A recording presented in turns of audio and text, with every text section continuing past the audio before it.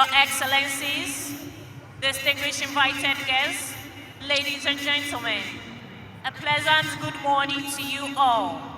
It is my pleasure to welcome all of you to the Black Star Square here in the Greater Accra region, the capital of our country, Ghana, for the inauguration of the President-elect of the Republic of Ghana and the Vice President-elect. Distinguished guests, ladies and gentlemen, the Black Star Square, also known as the Independence Square, where we are currently seated, holds deep historical and symbolic meaning to Ghana's independence. Ghana's first president, Osajefo Dr. Kwame Nkrumah, commissioned the square in 1961 after Ghana's independence in 1957.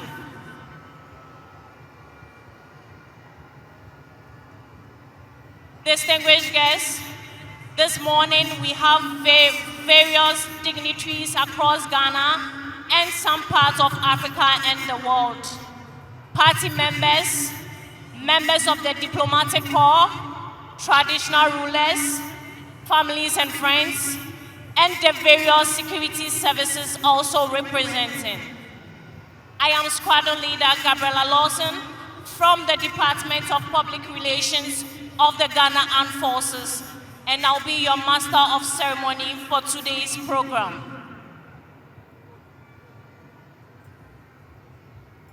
Distinguished guests, ladies and gentlemen, very soon we shall have the arrivals of our dignitaries.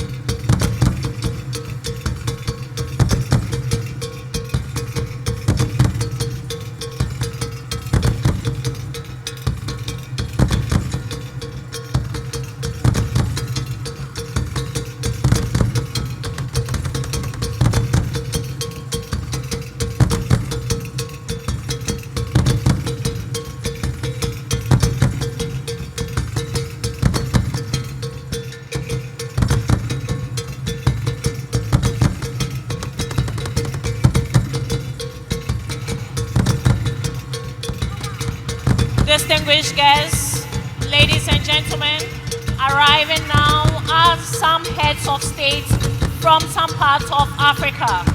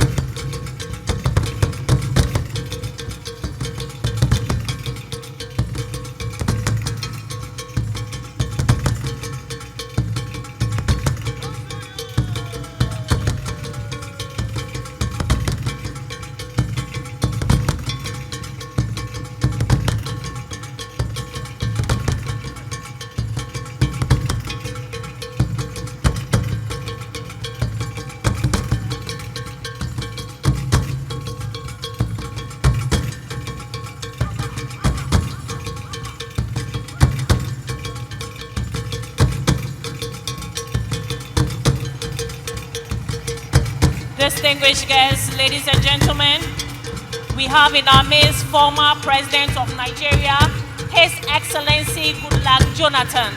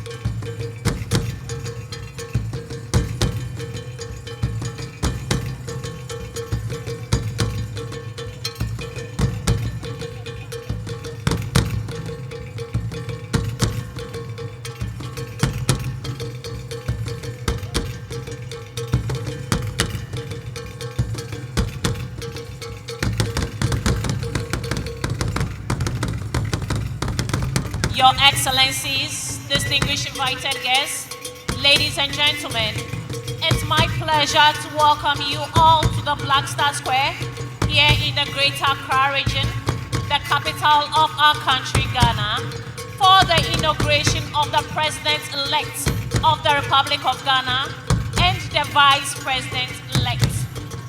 Distinguished guests, this morning we have various dignitaries across Ghana and some parts of Africa and the world. Party members, members of the diplomatic corps, traditional rulers, families and friends, the military high command, and heads of various security services represented this morning. I am Squadron Leader Gabriela Lawson from the Department of Public Relations of the Ghana Armed Forces, and I'll be your Master of Ceremony for today's program.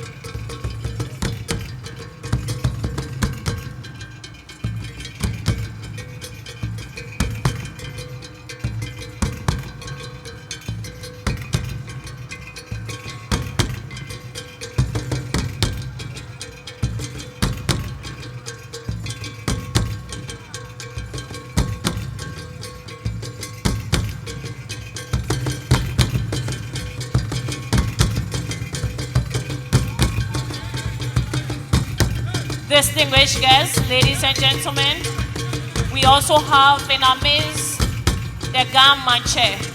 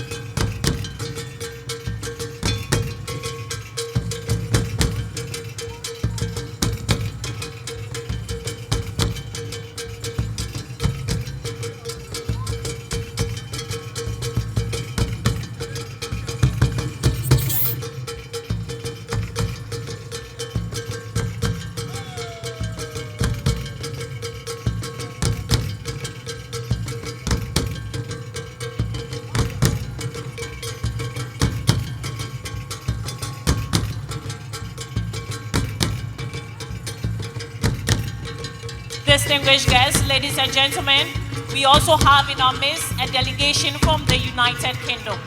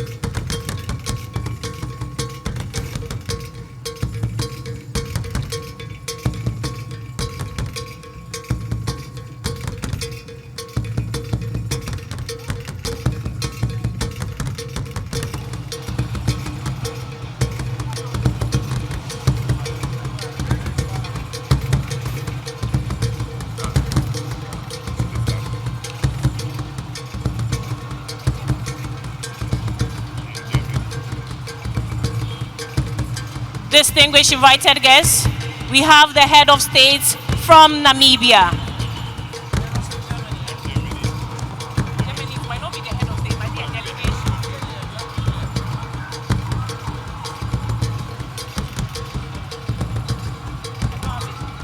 We also have in our midst a delegation from Germany.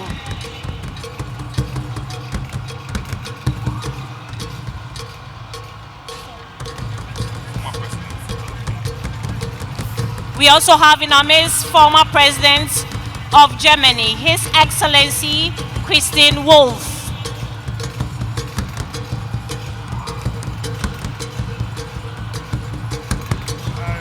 Welcome to the Blaster Square here in Accra for this live coverage of the inauguration of the President-elect John Dramani Mahama and the first Ghanaian female Vice President-elect Professor Nana Jane Opoku-Agyeman. You are live on GTV, the station of the nation. My name is Tay Kiche, your commentator for this live event. But I'm not alone here in commentary position. And I have with me... I am Squadron Leader Elizabeth Fadlatu Salifu from the Ghana Armed Forces. Dear viewers, I must add that it is an electrifying and colorful atmosphere here. We have different guests and dignitaries from all parts of Ghana, Africa, and the world. We have party supporters, traditional rulers, members of the diplomatic corps, family and friends, the various security agencies, from the Ghana Armed Forces, the Ghana Police Service, Prison Service, Fire Service, Customs Division of the Ghana Revenue Authority, the National Ambulance Service, among several others who are playing various roles to ensure the seamless conduct of activities today. In fact, we are not here alone, but we have a summarizer who will introduce himself. He's also a military man. I am Lieutenant Richard Kofi Kotoku. Thank you very much. And this 30,000-seater Black Star Square is full to the brim with a lot of Ghanaians from all walks of life, even outside the perimeter. It is a spectacle to behold. In fact, it is historic, a very historic moment, because for the first time in the Fourth Republic, we have a former president who has been elected to be the president, or rather re-elected to be president again. In fact, he was given an overwhelming endorsement by Ghanaian voters. Not only did he personally get that endorsement, but his party, the National Democratic Congress, was also very heavily endorsed by the Ghanaian population. This is also a very historic moment because we are witnessing, or we will be witnessing, Ghana's first female vice president, Her Excellency Nana Jane Opoku-Agyeman, who will be sworn in today. Let me add that there are several women breaking the glass ceilings in different endeavors. Just last month, the United Nations Secretary General appointed Major General Anita Asma of the Ghana Armed Forces as the first African female force commander and head of mission for the United Nations Disengagement Observer Force in Syria. Now, let me take you through who the President-elect John Dramani Mahama is. Now, John Dramani Mahama is the 6th president of the Fourth Republic of Ghana. He was also the 4th president of the Fourth Republic of Ghana, having previously occupied the high office of president between January 7, 2013 and January 6, 2017. He was born 66 years ago to Mr. E.A. Mahama and Madam Abiba Naba in Damongo in the now Savannah region of Ghana. President-elect Mahama also made history as Ghana's first president to serve at all political levels. He was a member of parliament for Boli Bamboy constituency, deputy minister for communications, vice president of the Republic of Ghana, and the president of the Republic of Ghana. President-elect Mahama considers the combination of history, communications, and social psychology courses he studied for his undergraduate and postgraduate degrees to have profoundly shaped his views, thoughts, and understanding of the human and contributed significantly to his development as a person. So this all shaped our president-elect, his combination of history, communications, social psychology. These are all courses he undertook at the undergraduate level and have profoundly shaped his views, thoughts, and understanding of Ghanaians and has contributed significantly to his development as a person. Under President Mahama's first administration, Ghana witnessed massive infrastructure development across all sectors of the economy, including education, health, ports and harbors, aviation, rail, oil and gas, ICT, and many more. His vision and strategic investment in these areas solidly positioned the country as a lower middle income country for its next development phase. Beyond investments in socio-economic infrastructure, President Mahama is passionate about investing in people. This amply reflects his commitment to social justice and equity, particularly through his lauded efforts to advance the interests of girls and women across all spheres. John Mahama further demonstrated his commitment to women's empowerment by appointing several women to prominent roles in his administration. In 2020, he made a groundbreaking decision to nominate Professor Nana Jenopokwa-Jiman as his vice presidential candidate, marking it as a first for a major political party in Ghana. He repeated his bold choice in 2024, and with their victory, Ghana is welcoming its first female vice president. President Mahama is also an avid reader, author, and historian. Over the course of his career, he has written for several newspapers and authored several publications. He has also published a memoir, his first book titled My First Coup d'etat, and other true stories from the lost decades of Africa. President Mahama's love for reading and thirst for knowledge are complemented by his strong interest in technology and agriculture. His connection to agriculture is personal, long-standing, and is rooted in his upbringing. His father was a prominent rice farmer, educator, and minister in Dr. Kwame Nkrumah's administration. President Mahama is keen on increasing agricultural productivity and strives to motivate the younger generation to approach farming as a viable and profitable business, particularly by leveraging technology and value addition to maximize its potential. President Mahama is a former chairperson of the Economic Community of West African States, ECOWAS, a strong proponent of intra-African trade, as he is a former chairperson of the African Union's high-level African Trade Committee. He played an instrumental role in laying the foundation for the Africa Continental Free Trade Area, whose secretariat is now here in Ghana. President Mahama was also the first co-chair of the United Nations Advocacy Group on the Sustainable Development Goals and is current chair of the TANA Forum, a high-level forum on security in Africa headquartered in Ethiopia.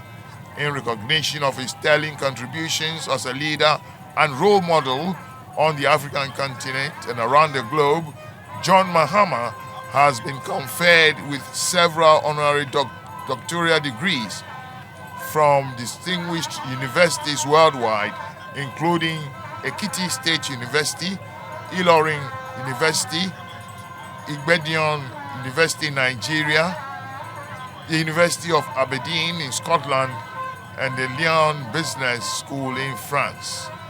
With his resounding victory in the December 2024 elections, John Dramani Mahama becomes the first president in Ghana's history to be democratically elected to a non-consecutive second term.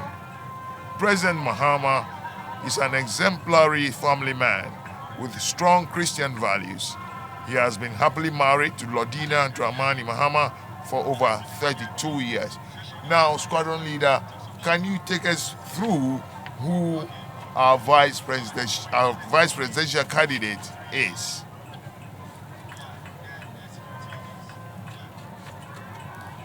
Dear viewers, as mentioned earlier, this live coverage is coming to you from the Black Star Square, also known as the Independence Square.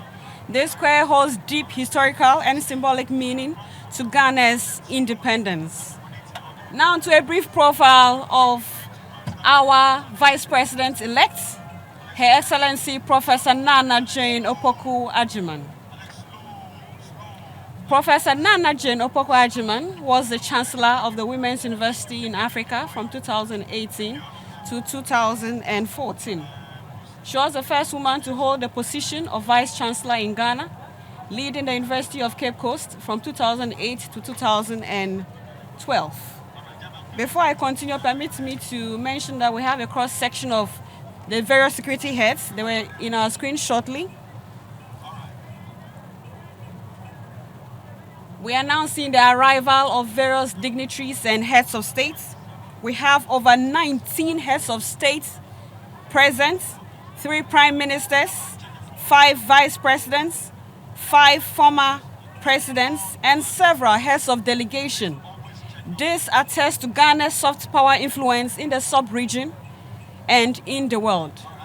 In fact, there are also a lot of former heads of state of Africa, because I've seen Jacob Zuma, I've seen Ellen Johnson Sirleaf, I've seen General Obasanjo, I've seen Mr. Goodluck Jonathan, and a lot more others will be acknowledging as we go along.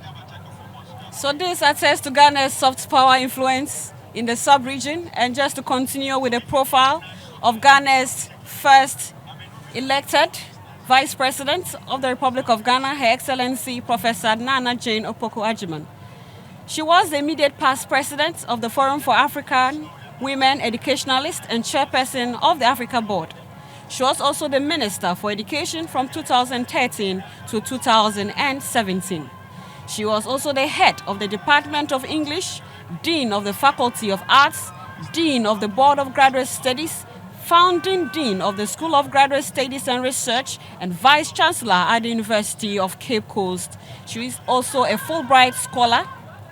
Professor Opoku Agyeman holds a Bachelor of Arts in French and English, a Diploma in Education from the University of Cape Coast, a Diploma in Advanced Studies in French from the University of Dakar, and a Master of Arts and PhD in Literature from New York University of Toronto and Canada. Madam Vice President is the recipient of national and international awards, notably Officer of the Order of the Volta for academic distinction, the Ghana Women of Excellence Award, the education category, and she also holds Doctor of Letters, University of Cape Coast. On your screen now are the heads of the various security agencies.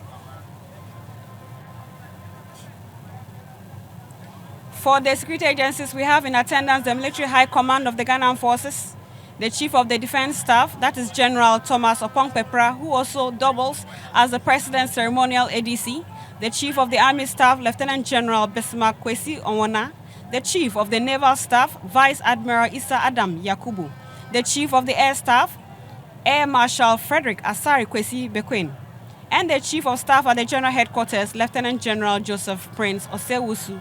May I also add that we have the heads of the security agencies. We have the Inspector General of Police, Dr. George Akufu-Dampari, who is also the President's Ceremonial ADC, the Director General of Prisons, Mr. Isaac Kofi Ejiri. the Commissioner General of the Customs Division of the Ghana Revenue Authority, Brigadier General Zibrim Ayorogo. On our screen now is the former President, His Excellency John Agyekum Kufuor. And also the presidential candidate for the New Patriotic Party in the just ended elections, Dr. Mahmoud Bawumia, is also present here with all of us, witnessing this historic event here at the Black Star Square, Accra.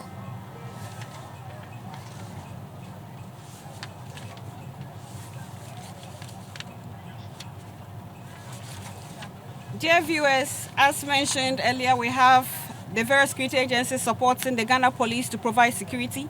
Some of the duties include crowd and traffic control. As we can see, we have a lot of people in attendance this morning. So security personnel are deployed at various locations to ensure the total safety and security of attendees. This morning, we will see personnel from the Ghana Navy who will mount a full guard of honor for the inauguration here at the Independence Square. In the course of the program, we shall hear the 21-gun salute by the Ghana Navy. The 21-gun salute is the highest level of honor in ceremonial salutes, surpassing other salutes with fewer rounds. In military ceremonies, the salute holds honors high-ranking officials, such as military leaders or heads of government. Later in the evening, we shall see fireworks display put together by the 48th Engineer Regiment at the forecourt of Parliament and Kwame Nkrumah Circle. We shall also see a full guard of honor, or should I say full guard of honor was mounted by the Ghana Air Force for the various visiting heads of state at the Kotoka International Airport. The Ghana National Ambulance Service is also here providing medical coverage. We also have the Ghana Police Band providing music for all this ceremony. All these security agencies are playing various roles to ensure the seamless conduct of activities today.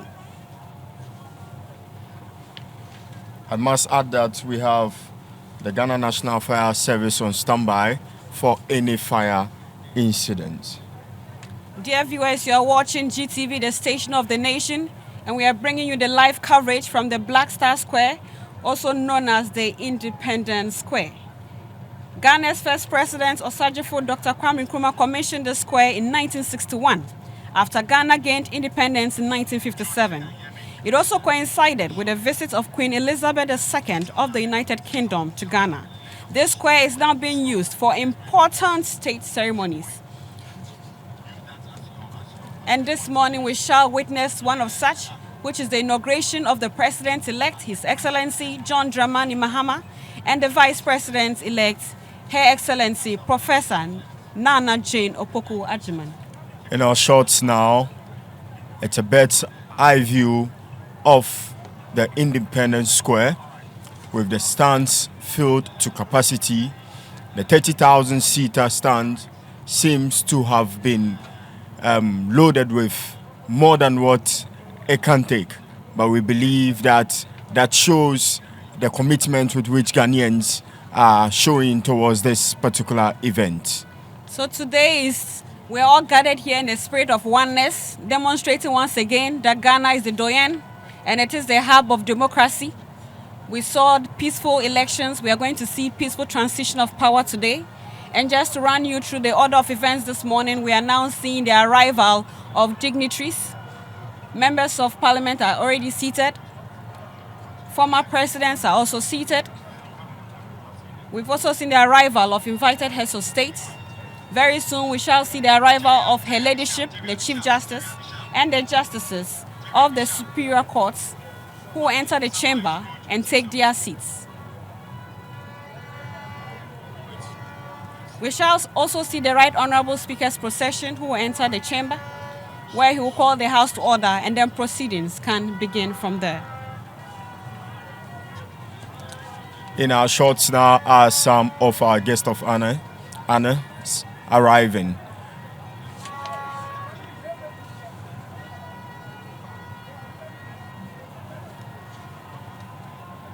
Dear viewers, you're watching once again GTV, the station of the nation, bringing you the live coverage of the inauguration of the President-elect, John Dramani Mahama, and the Vice President, Professor Nana Jane Opoku Agyeman. Arriving now as the Speaker of Parliament.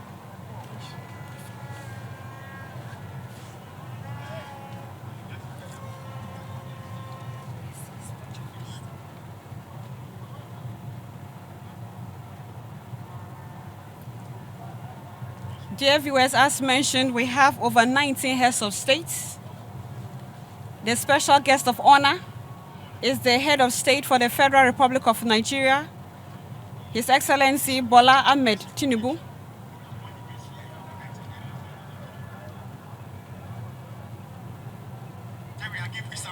We also have the head of state for Liberia, His Excellency Joseph Numa Boakai.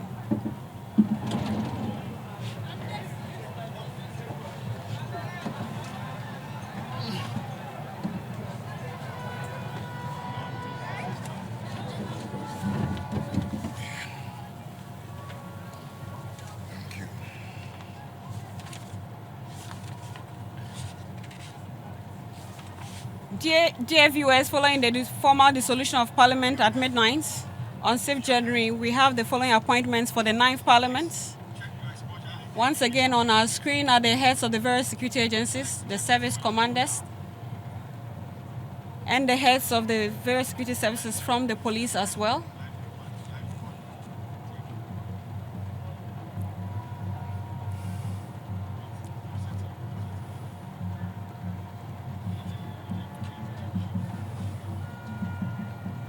It seems the security services are well represented here at the Lowdown Square. It's a beautiful thing that all Ghanaians are united in today's inauguration of the president and the vice president. It's indeed a joyous occasion, and you can see from the faces of people here at the Blaster Square how much they cherish what is going to take place today. Dear viewers, just to add, as at 4 a.m. when we arrived, this place was already full with several people in their colorful traditional Ghanaian regalia, some in party colors. And this is us as Ghanaians celebrating oneness and togetherness. We have demonstrated to Africa and to the world that we are the doyen of democracy.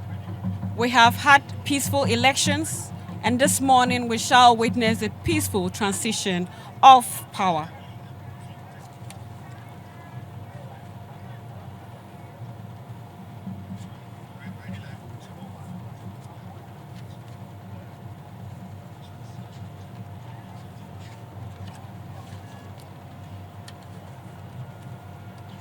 Dear viewers, following the formal dissolution of Parliament at midnight on 6th January, we have the following appointments for the 9th Parliament, who were inaugurated this morning. And for the Speaker of Parliament, we have the Right Honourable Alban Kingsford Sumana Bagwin. We'll read his profile in the course of the program. The first Deputy Speaker is the MP for Akachi South, Bernard Ahiafo. The second Deputy Speaker is the Member of Parliament for Fomena, Honorable Andrew Amwako Esiama. For the majority side, we have the Majority Leader for the 9th Parliament, who is the MP for Ajumako Enyan Esiam, Dr. Kesil Atoforsen. The Deputy Majority Leader, who is the Member of Parliament for Elembele, Honorable Emmanuel Ama Kofibua. The Majority Chief Whip is the MP for Adaklu, Honorable Governs Kwame Agboja. The Deputy Majority Chief Whip is the MP for Banda, Honorable Ahmed Ibrahim. For the minority side, we have the Minority Leader, who is the MP for Efutu, Honorable Alexander Afenyo Maken. The Deputy Minority Leader, who is the Member of Parliament for Asokwa, Honorable Patricia Apieje. The Minority Chief Whip, Honorable Frank Ano Dompre, who is the Member of Parliament for Isawam Adoajiri. The first Deputy Minority Whip is Honorable Habib Idrisu, who is the MP for Tolon. And the second Deputy Minority Whip is Honorable Jerry Ahmed Shaib, who is the Member of Parliament for Weja Gbawi. Now let me run you through the program as it is. We are expecting Her Ladyship, the Chief Justice and Justice of the Superior Courts, to enter the chamber meaning here at the Blaster Square, and then followed by the Speaker's procession, and the Speaker will take his chair, then he will call the House to order. The majority and minority leaders, at the invitation of the Right Honorable Speaker, will join the procession to receive His Excellency the President-elect and Her Excellency the Vice President-elect to the House. That is the Black Star Square. His Excellency the President-elect and Her Excellency the Vice President-elect will then be conducted into the chamber by the Right Honorable Speaker. The Right Honorable Speaker will then invite Her Ladyship, the Chief Justice,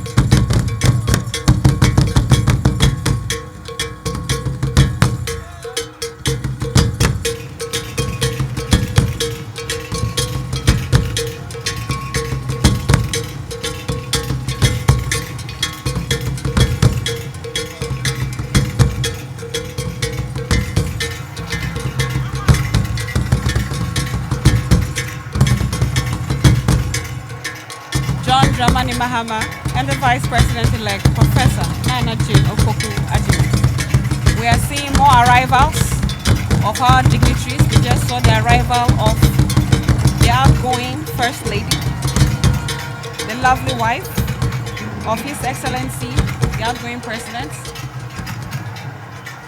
So on our screen now is the outgoing President, His Excellency Nana Adodankwa Akufo-Addo, and his lovely spouse, Madam Rebecca Akufo-Addo. You are live on GTV, the station of the nation, and we are telecasting this event live across all the regions in Ghana. And I believe you can also listen to our radio commentaries on all the regional FM stations of the Ghana Broadcasting Corporation. We still remain the pace setters. That's why we always bring you live coverage of national events.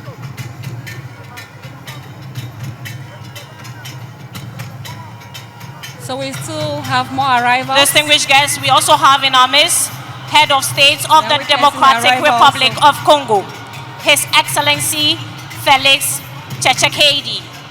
You are most welcome, sir. I'll witness the arrival of the Right Honorable Speaker and the Chief Justice.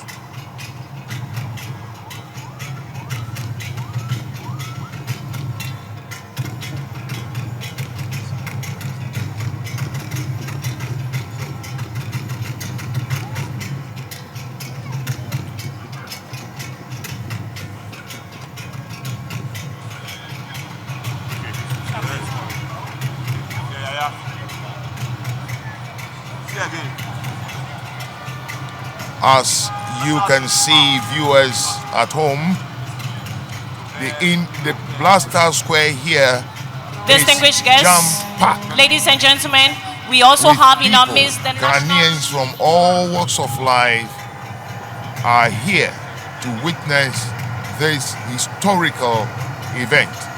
And I call it a historical event for so many reasons.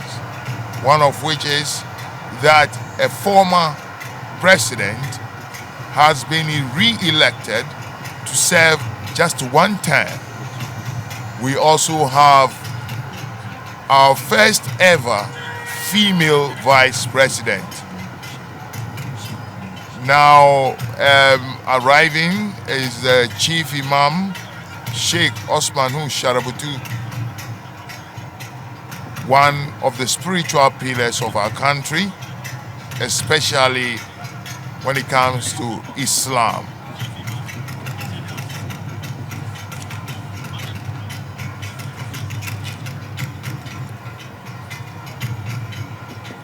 Distinguished viewers, if you are just tuning in, you are watching the inauguration of President John Dramani Mahama.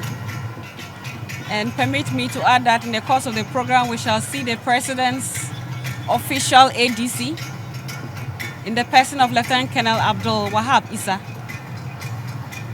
Let me also use this opportunity to dispel the misconception of who an ADC is. The ADC is not a bodyguard. The role of an ADC is very prestigious and demands exceptional discipline, discretion, organizational skills, and loyalty, as he is directly responsible for facilitating the President's effectiveness in office. The President's ADC has a unique role in ensuring the smooth execution of the President's daily activities. These include accompanying the President during official engagements and ceremonies. He also acts as the President's primary personal assistant, managing schedules and ensuring the President's time is optimized. He is someone with great organizational skills. He collaborates with security teams to ensure the President's safety, also coordinates transportation, accommodation, and other logistical needs for the President's travel. He also manages sensitive information with discretion and professionalism, and he acts as a trusted confidant to the President in various matters. The ADC is also a link between the President and other government officials and relays instructions from the President to the relevant stakeholders or teams. He also ensures adherence to official protocol during events, both domestically and internationally. He is also responsible for supervising ceremonial arrangements and ensuring they are aligned with the dignity of the office. He can also offer counsel on matters related to military or security issues, given his military background. So the ADC has a lot to do. He is someone who is prestigious with exceptional discipline, discretion, and organizational skills. And today, for the very first time, we shall see our President-elect and his official ADC. Now, does that mean that the Vice President will also have an ADC?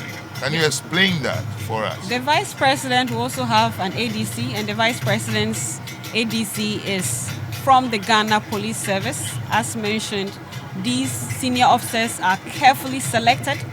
They are selected based on a number of qualities. And as I mentioned, the person should be someone with great organizational skills, who is loyal, who is disciplined, who has discretion, because they are responsible for accompanying the President during his official engagements and ceremonies. They primarily act as the personal assistants, managing schedules and ensuring the President's time is optimized. Now, on the program, I have seen a 21-gun salute. What does that signify? So this morning, personnel from the Ghana Navy will mount a full guard of honor for the inauguration here at the Independence Square. And during the guard of honor, we shall hear the 21-gun salute. The 21-gun salute is the highest level of honor in ceremonial salutes. It surpasses all other salutes with fewer rounds. This ceremonial honor holds great symbolic significance. Its purpose varies and depends on the context, but is generally associated with respect, tribute, and recognition. It is a gesture that is accorded to sovereign leaders, and as such, the President, King, or Queen. And in military ceremonies, the salute honors high-ranking officials, such as military leaders and heads of government. It is also performed during funerals for high-ranking officers, presidents, or other notable figures. I have seen the top hierarchy of the National Democratic Congress. At least I have seen Mr. Fifi Kwete.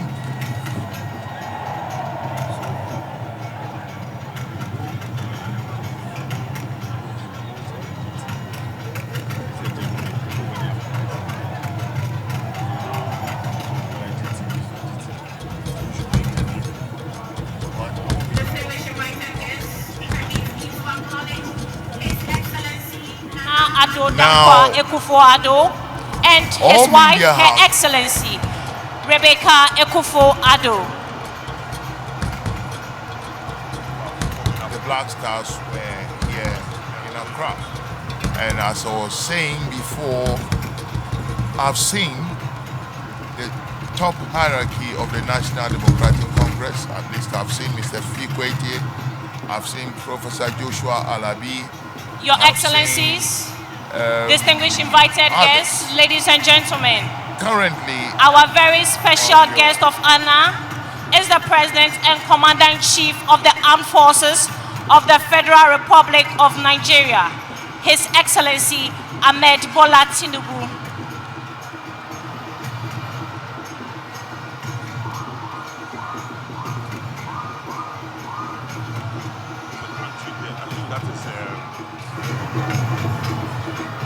That's Senegal.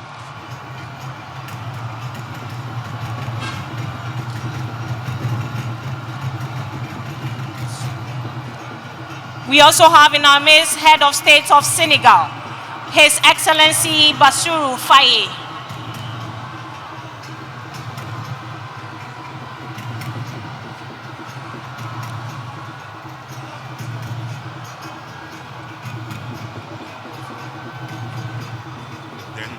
General Dream Ayorowo. We also have the Director of National Investigations, Beru, Nana Atobra Kweku, the Chief Officer, Mr. Julius Kunwo, and the Controller General of the Ghana Immigration Service, Mr. Kwame Isua. For the security agencies, we have in attendance the Military High Command of the Ghana Armed Forces. That is the Chief of the Defense Staff, General Thomas Opompepra, who is the President's Ceremonial ADC, the Chief of the Army Staff, Lieutenant General Bismarck Kwe Omona, the Chief of the Naval Staff, Vice Admiral Issa Yakubu, Your the Chief of the Air Excellencies, Staff, Air distinguished Marshal invited guests, shortly we'll see the procession of the judges of the Superior Court of Ghana joining in.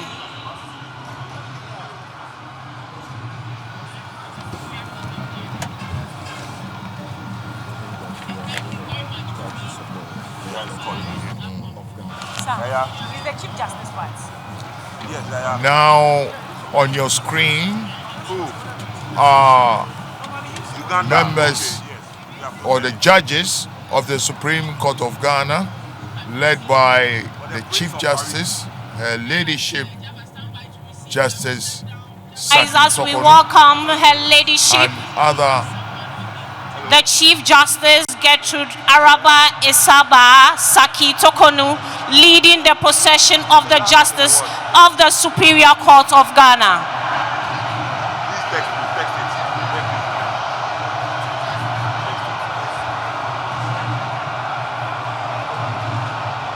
and be with them as they administer their various oaths to all of us Ghanaians.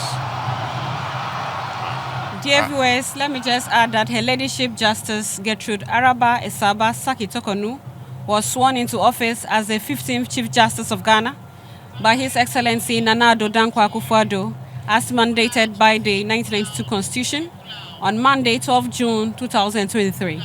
By her appointment, Justice Tokonu became the third female Chief Justice of Ghana after Justice Georgina Theodora Wood, who served from 2007 to 2017, and Justice Sophia Kufu, who served from 2017 to 2020. As the head of the Judiciary and the Judicial Service of Ghana, she took over from His Lordship, Justice Enim Yeboah, who retired on 24th May 2023 as required by the law. As mentioned earlier, she'll be playing a very important role today to see to the successful transition of power. We are still live from the Black Star Square here in Accra, and you're watching us on various networks across the country. This feed is also being picked live by other sister broadcasting networks television networks, I must say. And as you can see, some members of the diplomatic corps. I can see a Catholic or a clergyman. I can see people, invited guests from the diplomatic community, all here at the Independence Square or the Blaster Square as it is. We have over 19 heads of states gracing this occasion.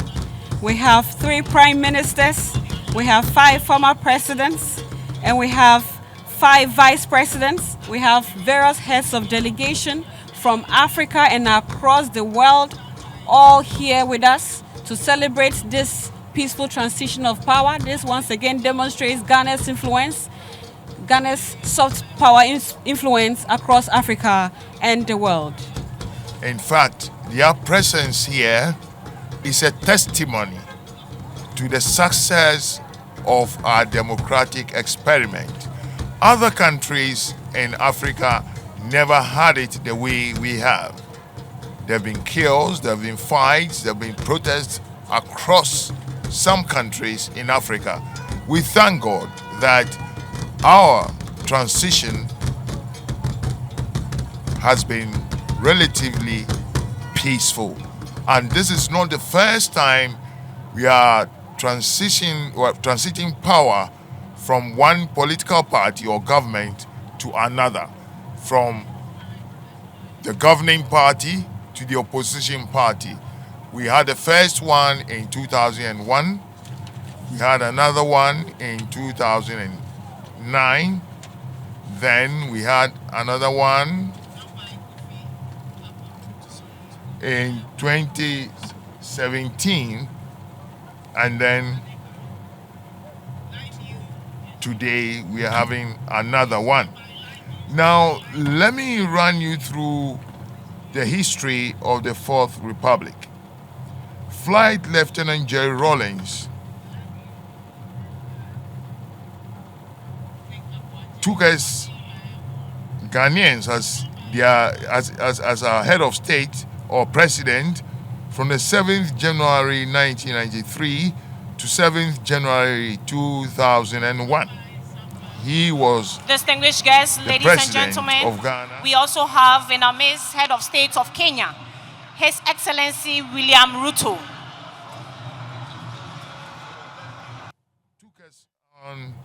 Took up the mantle from the 7th of January 2001 to the 7th of January 2009.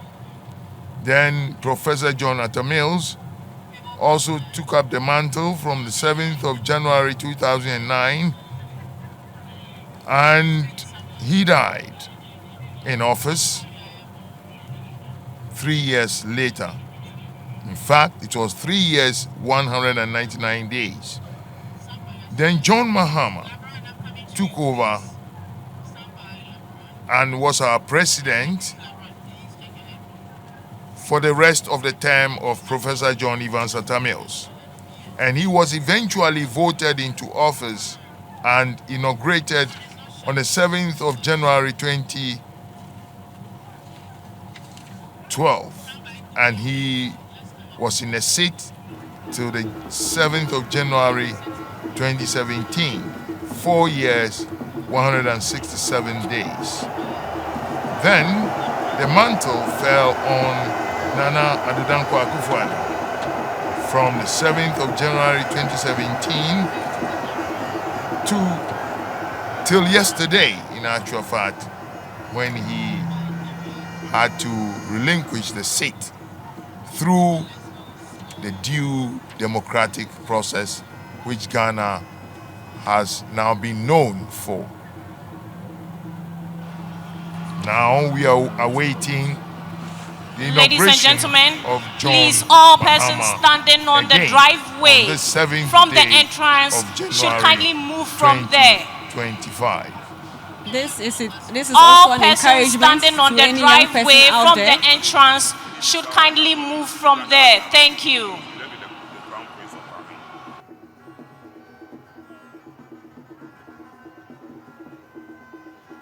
Never give up. We should always continue to fight and keep trying till we meet our goal. Distinguished viewers, our very special guest of honor is the President and Commander-in-Chief of the Armed Forces of the Federal Republic of Nigeria, His Excellency Ahmed Bola Tinubu. He is also the chairperson of the Economic Community of West African States, and he is gracing us with his presence today.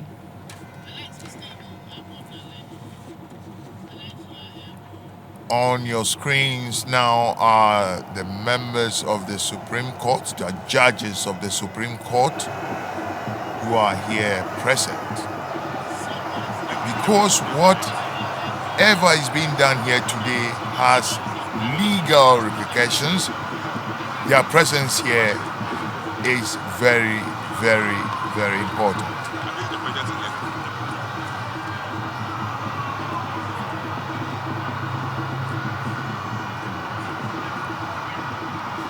So we are seeing the arrival of more dignitaries.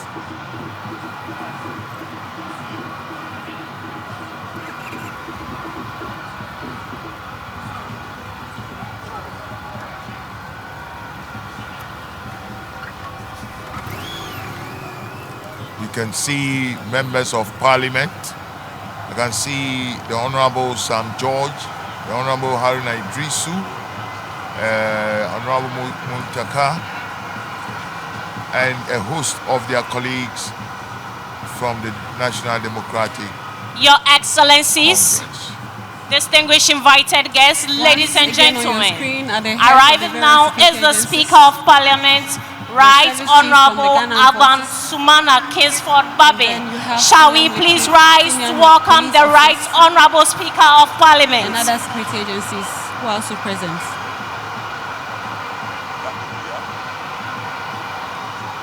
All is now set for the arrival of the Speaker of Parliament, the Right Honorable Alban Sumana Kingsford Babin.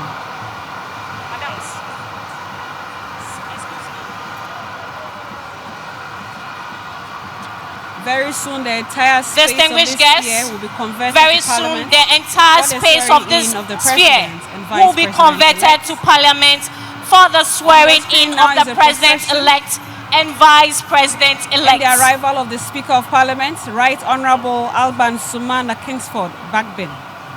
He will very soon call this place to order, and this place will be converted to Parliament for the swearing in of the President and Vice President-elect. You know, yesterday I learned from the Speaker that his name is Sumana. You know, and sometimes we in the media mispronounce the names of people a lot. And I think we must up our game. Please by be seated. taking the advice or on how to mention names. from Shortly, our we will be people. We all joined have by the various President-elect people in and our Vice various President-elect media houses of the from Republic different of parts Ghana, and they So will if be you come received across by a the name Speaker of Parliament. you've not met before, it's just Indeed, we will all try to get the pronunciations of our names right, but we must also acknowledge that we all come from different backgrounds, different religion and ethnic backgrounds, and this can sometimes affect the pronunciation. But as courtesy demands, it is something that we all must learn to pronounce names from the north, from the east, from the west, regardless. So we have a lot of ecstatic people in the crowds and in the stands, party supporters, family and friends in traditional Distinguished guests, regalia, ladies some and in party gentlemen, colours. we also have in Everyone our is midst the excited Crown to be Prince present here. of We're all Bahrain, witnessing the peaceful transition of Salma power. bin Hamed Al And the Khalifa. atmosphere here is simply electrifying. There's so much noise in the stadium, and it's all in joy and it's all in celebration of this historic moment in the history of Ghana. in fact there is no space to spare at all here at the Blaster Square. Yes, I can see Honorable Kofi Totobi Kwachi, Honorable Seth Tekwe,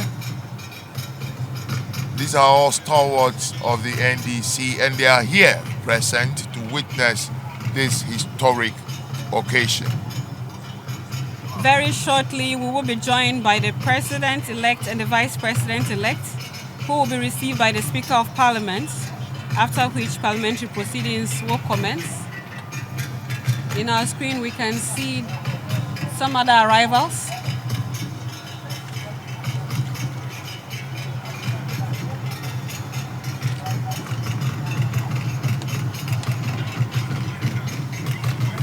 As mentioned, we have various security agencies supporting the Ghana Police Service to provide security. Some of the duties include crowd and traffic control. There are so many people in attendance this morning, so security personnel are deployed at various locations to ensure the total safety and security of all attendees. This morning, personnel from the Ghana Navy will mount a full guard of honor for the inauguration here at the Independence Square. And in the course of the guard of honor, we shall hear the 21-gun salute. As mentioned earlier, the 21-gun salute is the highest level of honor accorded to any president, head of state, or senior military head. It is a gesture of respect and recognition for a sovereign nation and its leaders, such as the president, king, or queen. It is also performed during funerals for high-ranking officers, presidents, or other notable figures. On our screens now is the outgoing president, His Excellency Nana Addo Dankwa Akufo-Addo, and his lovely spouse, Madam Rebecca Akufo-Addo, former President John Ajekum Kufuor, the outgoing Vice President, His Excellency Alhaji Mahmoud Bawumia, and his lovely spouse, Madam Samira Bawumia.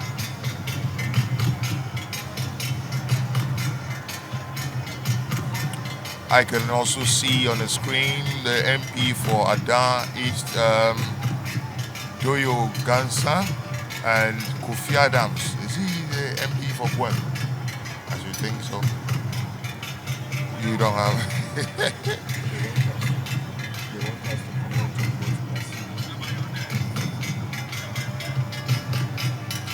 More arrivals on your screens. More arrivals in your screens, and you can see that the Blaster Square here is packed to capacity. Apart from those on the, in the stands, there are people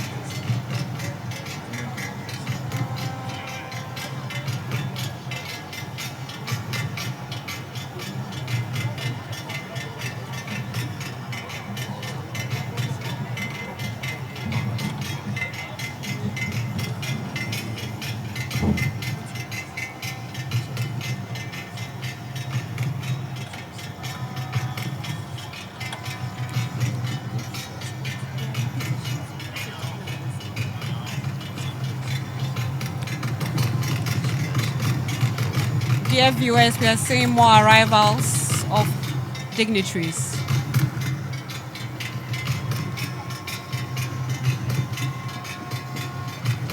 I bet a lot of people here are just waiting for the arrival of the president-elect and the vice president-elect.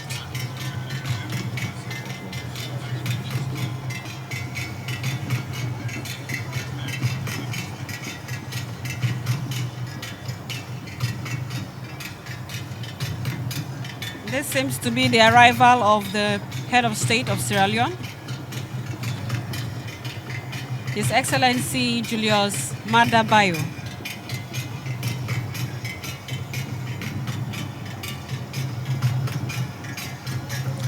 We have how many heads of states here? 19, I think. 19 heads of states, 5 former presidents, 3 prime ministers, and 5 ministers, with several delegations from across Africa and the whole world. I hear there's a U.S. delegation too in town to witness this historic event. Exactly. The United States President, His Excellency Joe Biden, has sent a high-powered delegation to witness this event as well. We can't count out the party supporters who are also here in their On numbers. your screen now is the minority leader Mr. Afenyo Marking, Honorable Afenyo Marking, and Valerie Sawyer.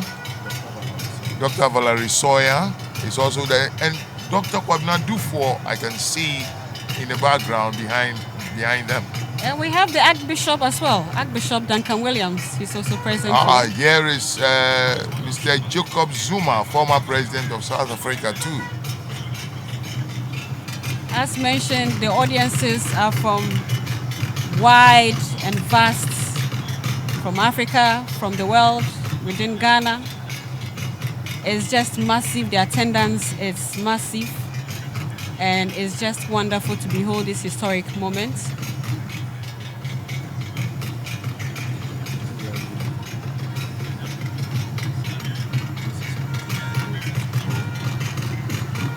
So we see an arrival from Equatorial Guinea.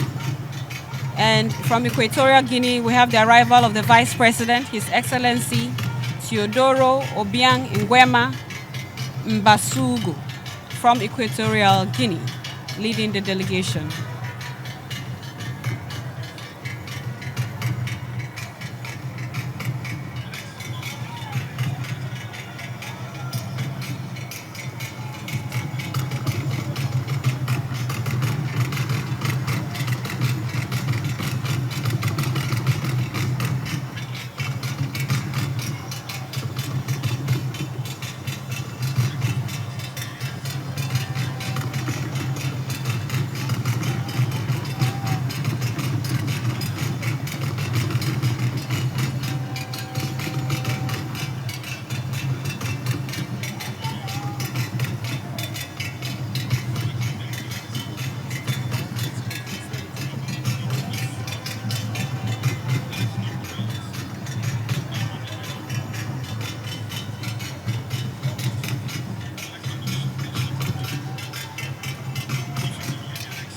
We have just seen the arrival of the Vice President from Equatorial Guinea, His Excellency Teodoro Obiang Nguema Mbasugu.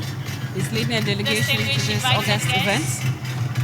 As you can see, a very long queue of the vehicles of Dignitary. Yes, there is the incoming Chief of Staff, Julius Debra, and Chairman of the National Democratic Congress, Tesedu Ketia, affectionately called General Mosquito. Having previously occupied the high office of President between January 7th, 2013 and January 6th, 2017.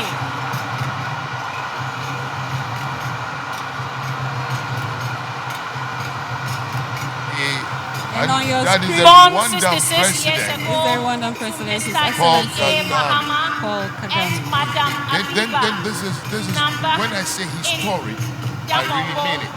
Because this in the now amount, Savannah region of we haven't seen Ghana. this number of Mahama made heads of history state, as Ghana's former first heads of president state to serve at at the all political levels. before. in the He was a fourth member of parliament for Bole Years Bamboy ago, because of constituency, COVID, the Deputy event was Minister for held Communications, and it was limited. Minister The for attendance was limited Communications, due to COVID. That was Vice about 2 President years of the ago. Republic of Ghana, However, and this President year, of the Republic of this Ghana. historic moment, we are witnessing 19 heads of state, 3 prime His ministers, Excellency 5 former heads Mahama of state, considers all the gracing combination of history, important events, communication, with several heads of and delegations social from Africa psychology and the world. courses he studied for his undergrad and postgraduate degrees. is the arrival of one of Under President heads of Mahama's state. first administration, We cannot tell Ghana which, witnessed massive but infrastructure obviously from development where he's across all headed, sectors of the economy, he is including the head of education, state of health, the sister African ports country. and harbors, I can see aviation, rail, oil and gas, outgoing ICT, president, and many more. Nana Akufo-Addo, His vision and and strategic investments in shaking these hands areas with position the former country President as a and lower now middle income country for its next development phase. former Vice President Dr. Beyond investment in socio-economic infrastructure, President Mahama is passionate about investing in people. On your screens, you can also see the arrival John Mahama of further demonstrated his commitment to one women's empowerment by appointing several women to prominent roles in his administration.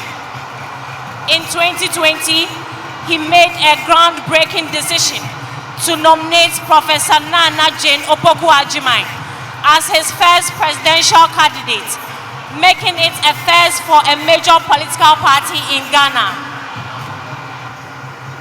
He repeated this bold decision in 2024, and with their victory, Ghana is welcoming his first female vice president.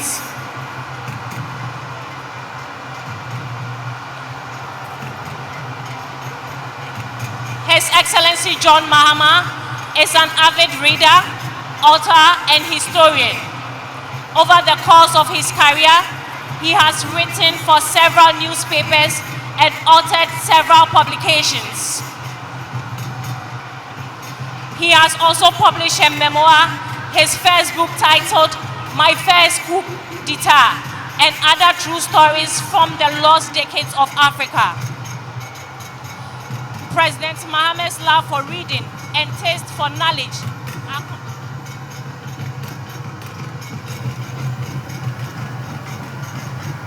still on So your we have screens. several parties stalwarts. in our Yes, these screen. are actually members of parliament of the NDC. Members of parliament of the NDC mostly are those you find on your screens currently.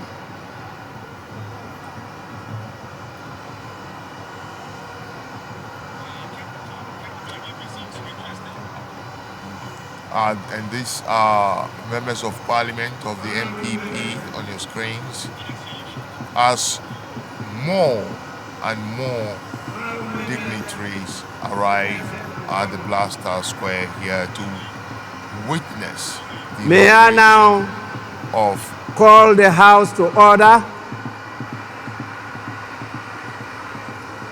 and invite the majority and the minority leaders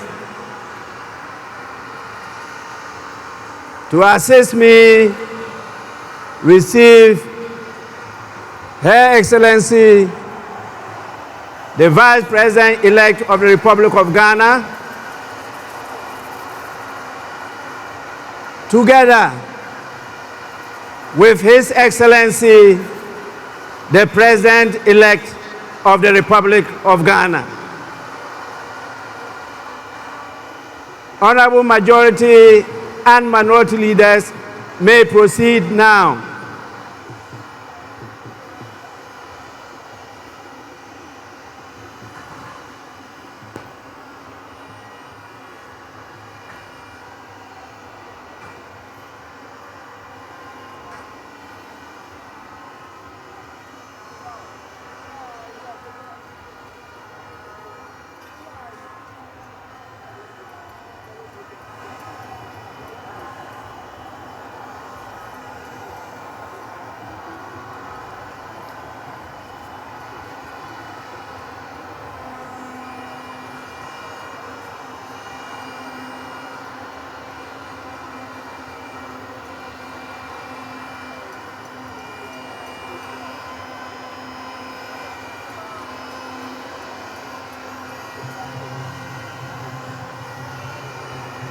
all accompany the Speaker of Parliament to welcome the President-elect.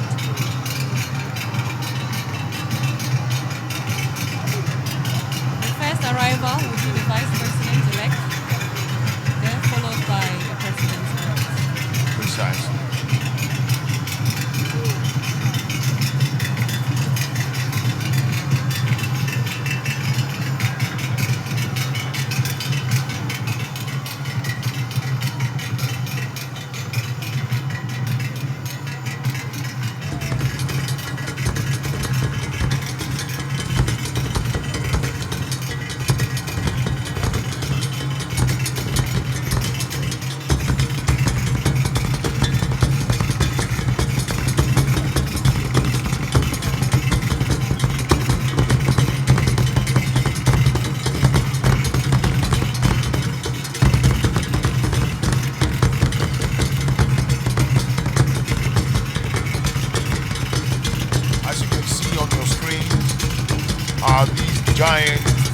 sound from drums.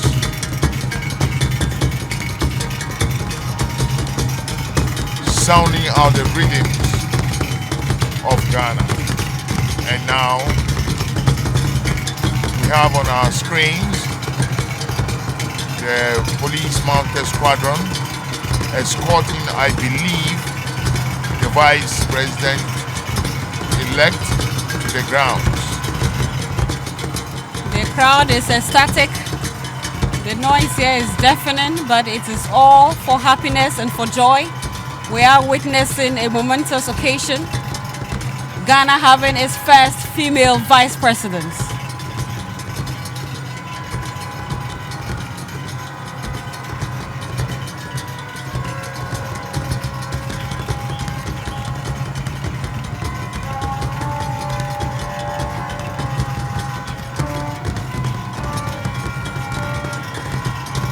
The bedlam here is intense. It is intense. There is much joy, happiness, excitement, all in readiness for what we are about to witness. And security is also in full force. We have various security personnel deployed to ensure the total safety and security of personnel.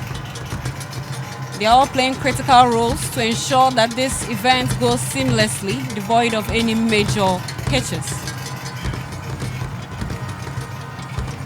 We have rich display of culture.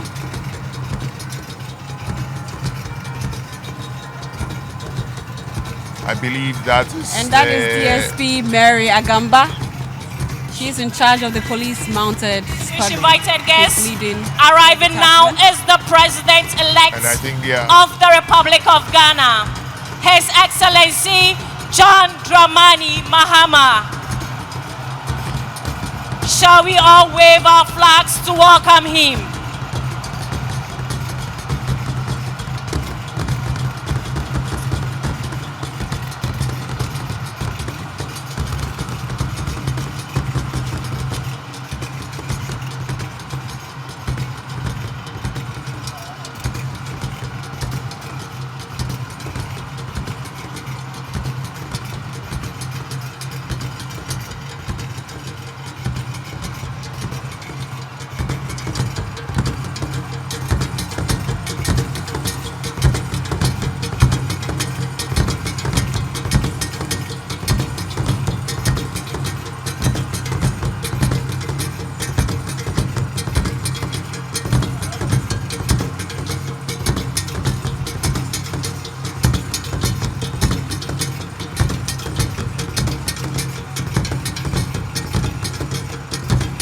Your Excellencies, distinguished invited guests, arriving now is the President-elect, John Dramani Mahama.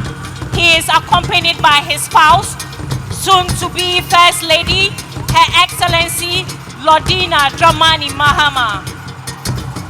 Shall we all wave our flags to welcome him?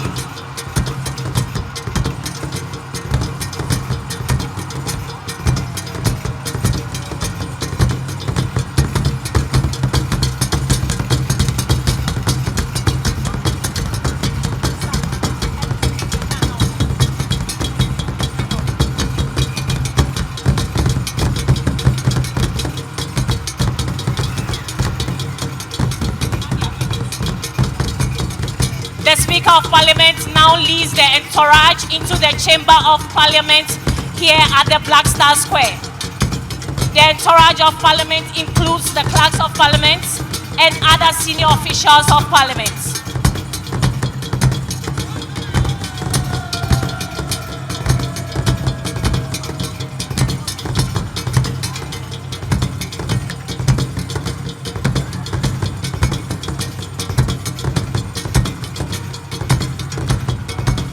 As I mentioned earlier, we will soon enter the Chamber of Parliament, and so the Speaker of Parliament will shortly take over. Shall we please rise as they process into the chamber?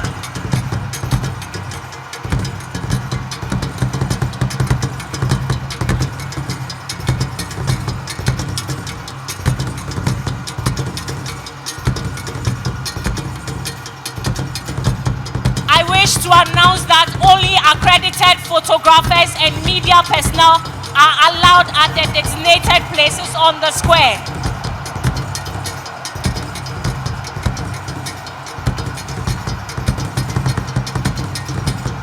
Please, if you are not authorized to be on the square, kindly move back.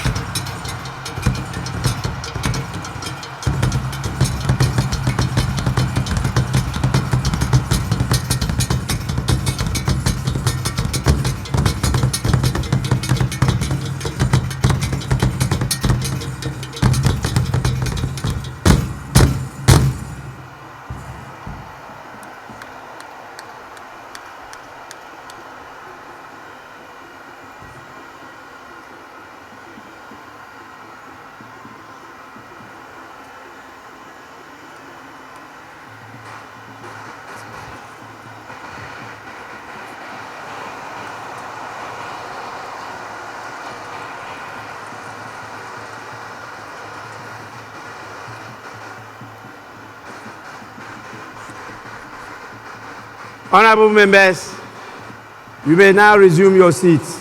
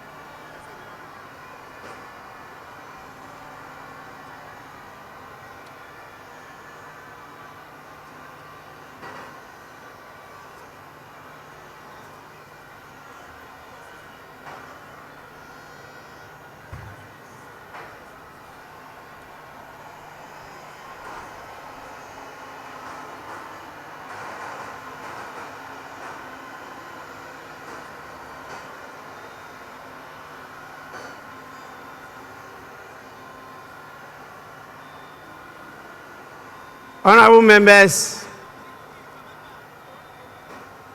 I now have the singular honor and pleasure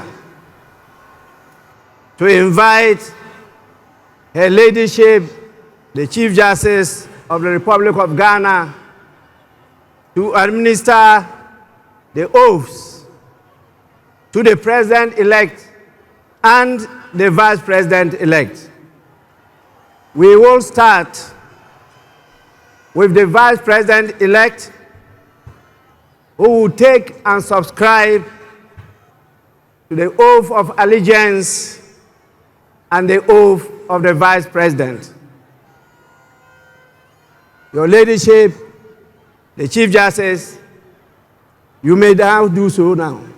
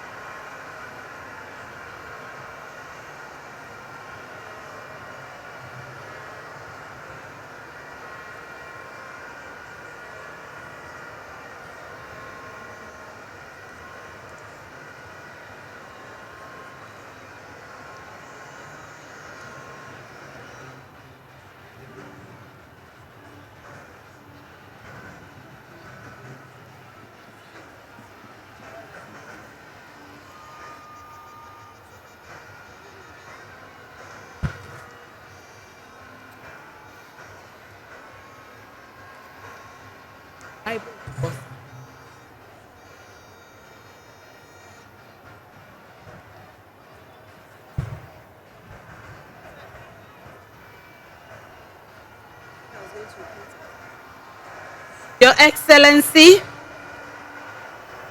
first the oath of allegiance. Kindly say after me. I, Professor Nana Jane Oboko Ajiman, do in the name of the Almighty God swear do in the name of the Almighty God swear that I will bear true faith and allegiance that I will bear true faith and allegiance to the Republic of Ghana to the Republic of Ghana as by law established, as by law established, that I will uphold the sovereignty and integrity of Ghana, the sovereignty and integrity of Ghana, and that I will preserve, protect, and defend the Constitution of the Republic of Ghana. So help me God. So help me God.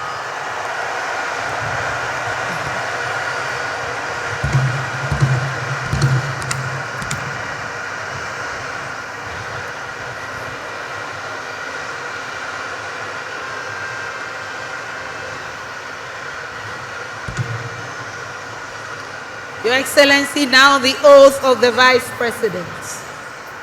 I, Professor Nana Jane Opoku Ajiman, having been elected to the office of Vice President of the Republic of Ghana, to the office of Vice President of the Republic of Ghana, do in the name of the Almighty God swear. Do in the name of the Almighty God swear that I will be faithful,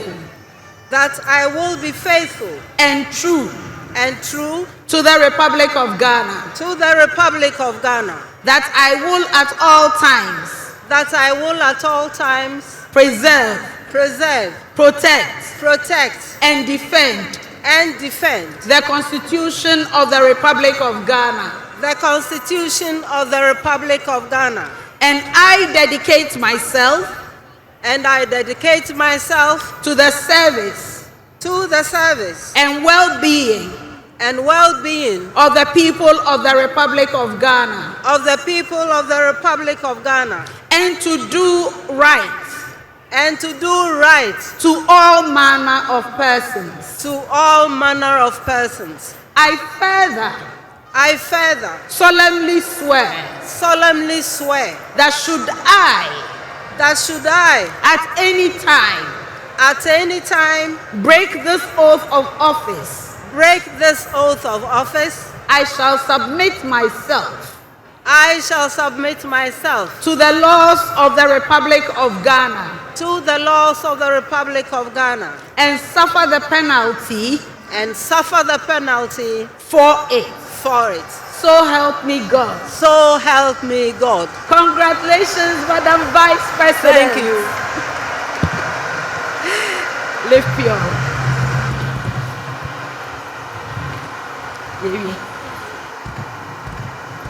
Honorable members, the Vice President of the Republic of Ghana shall now sign the oath book.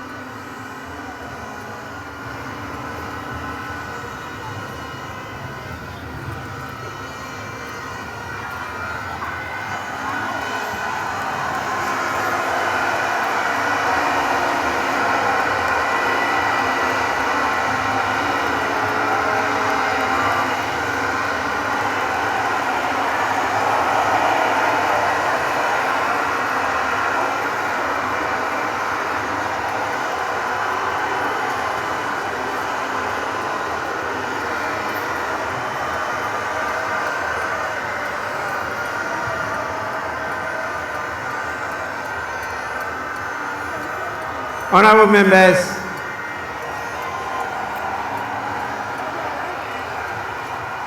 I now have the pleasure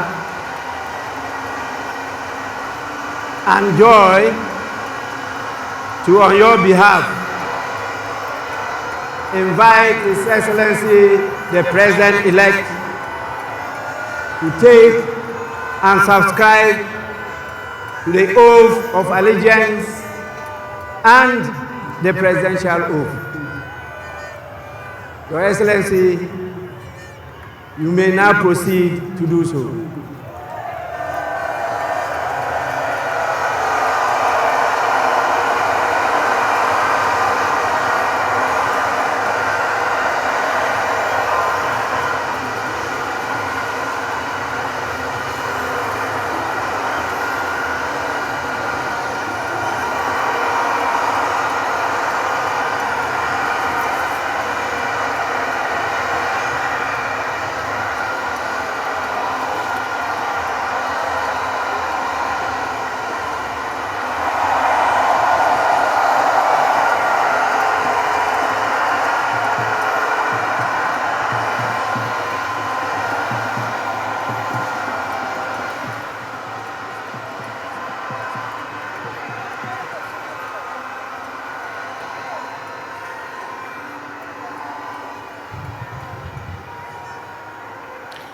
Your Excellency, kindly say after me, this is the oath of allegiance. I, your name, John Dramani Mahama, do in the name of the Almighty God swear do in the name of the Almighty God swear that I will bear true faith that I will bear true faith and allegiance to the Republic of Ghana the Republic of Ghana as by law established, that I will uphold and that I will uphold the sovereignty and integrity of Ghana, and that I will preserve, protect and defend the Constitution of the Republic of Ghana. So help me God. So help me God.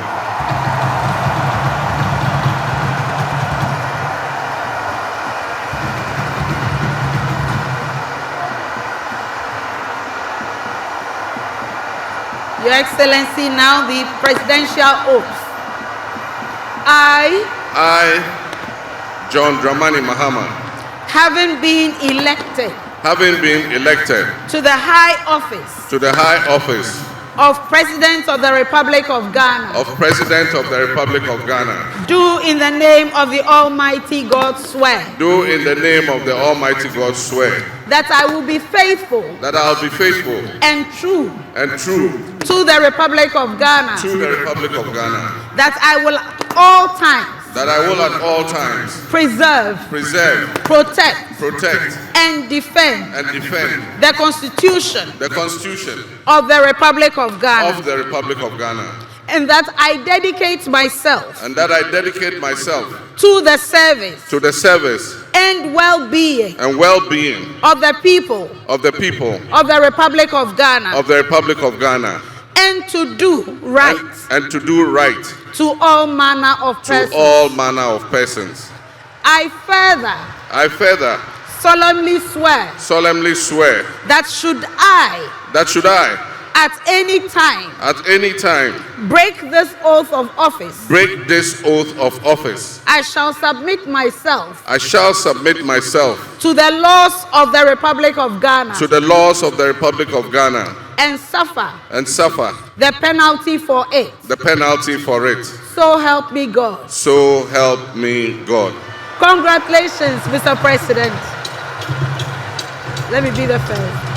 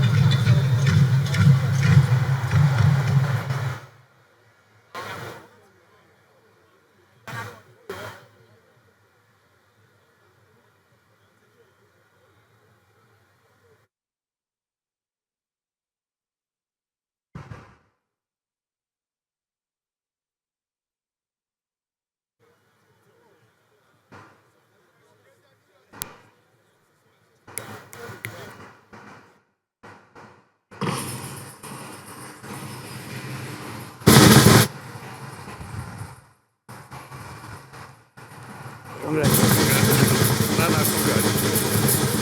Thank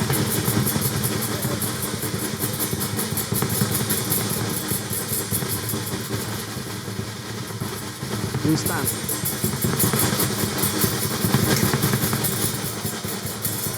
And now, on your behalf, invite His Excellency, the President of the Republic of Ghana, to deliver his inaugural address. Your Excellency, you may now proceed to do so.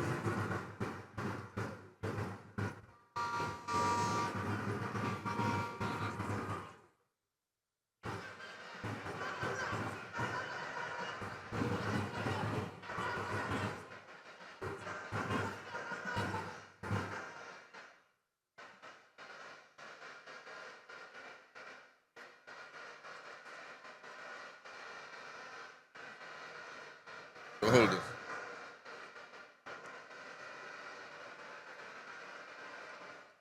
The Right Honorable Speaker of Parliament, Honorable Members of Parliament, Her Excellency, the Vice President of the Republic of Ghana, Jane Nana Opoku-Agyeman, Her Ladyship, the Chief Justice, Your Excellency, Bola Ahmed Tinubu, President of the Federal Republic of Ghana, and special guest of honor for this occasion, Your Excellencies, Presidents, Heads of Government and Development Agencies, Your Excellency, Nana Addo Dankwa Akufo-Addo, and former Presidents, Your Excellency, Dr. Mahamudu Bawumia, distinguished invited guests, ladies and gentlemen, my brothers and sisters. I wish you a good morning, and we give thanks to the Almighty God on this occasion. Our Father who art in heaven, we thank you for giving us this day, a day that offers me, your humble servant, a unique opportunity to work to reset our dear country, Ghana.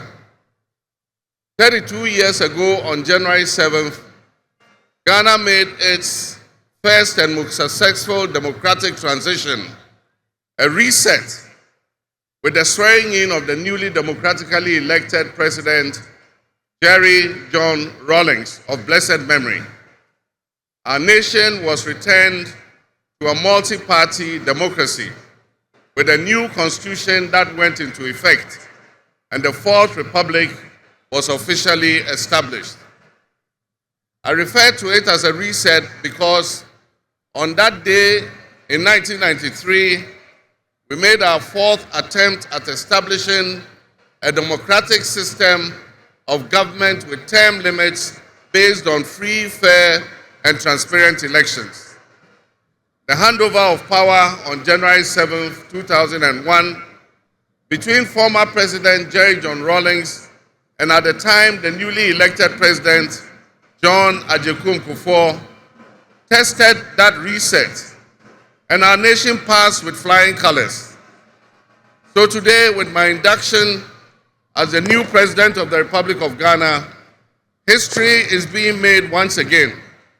And it is a history worth repeating every 4 years with each newly elected president.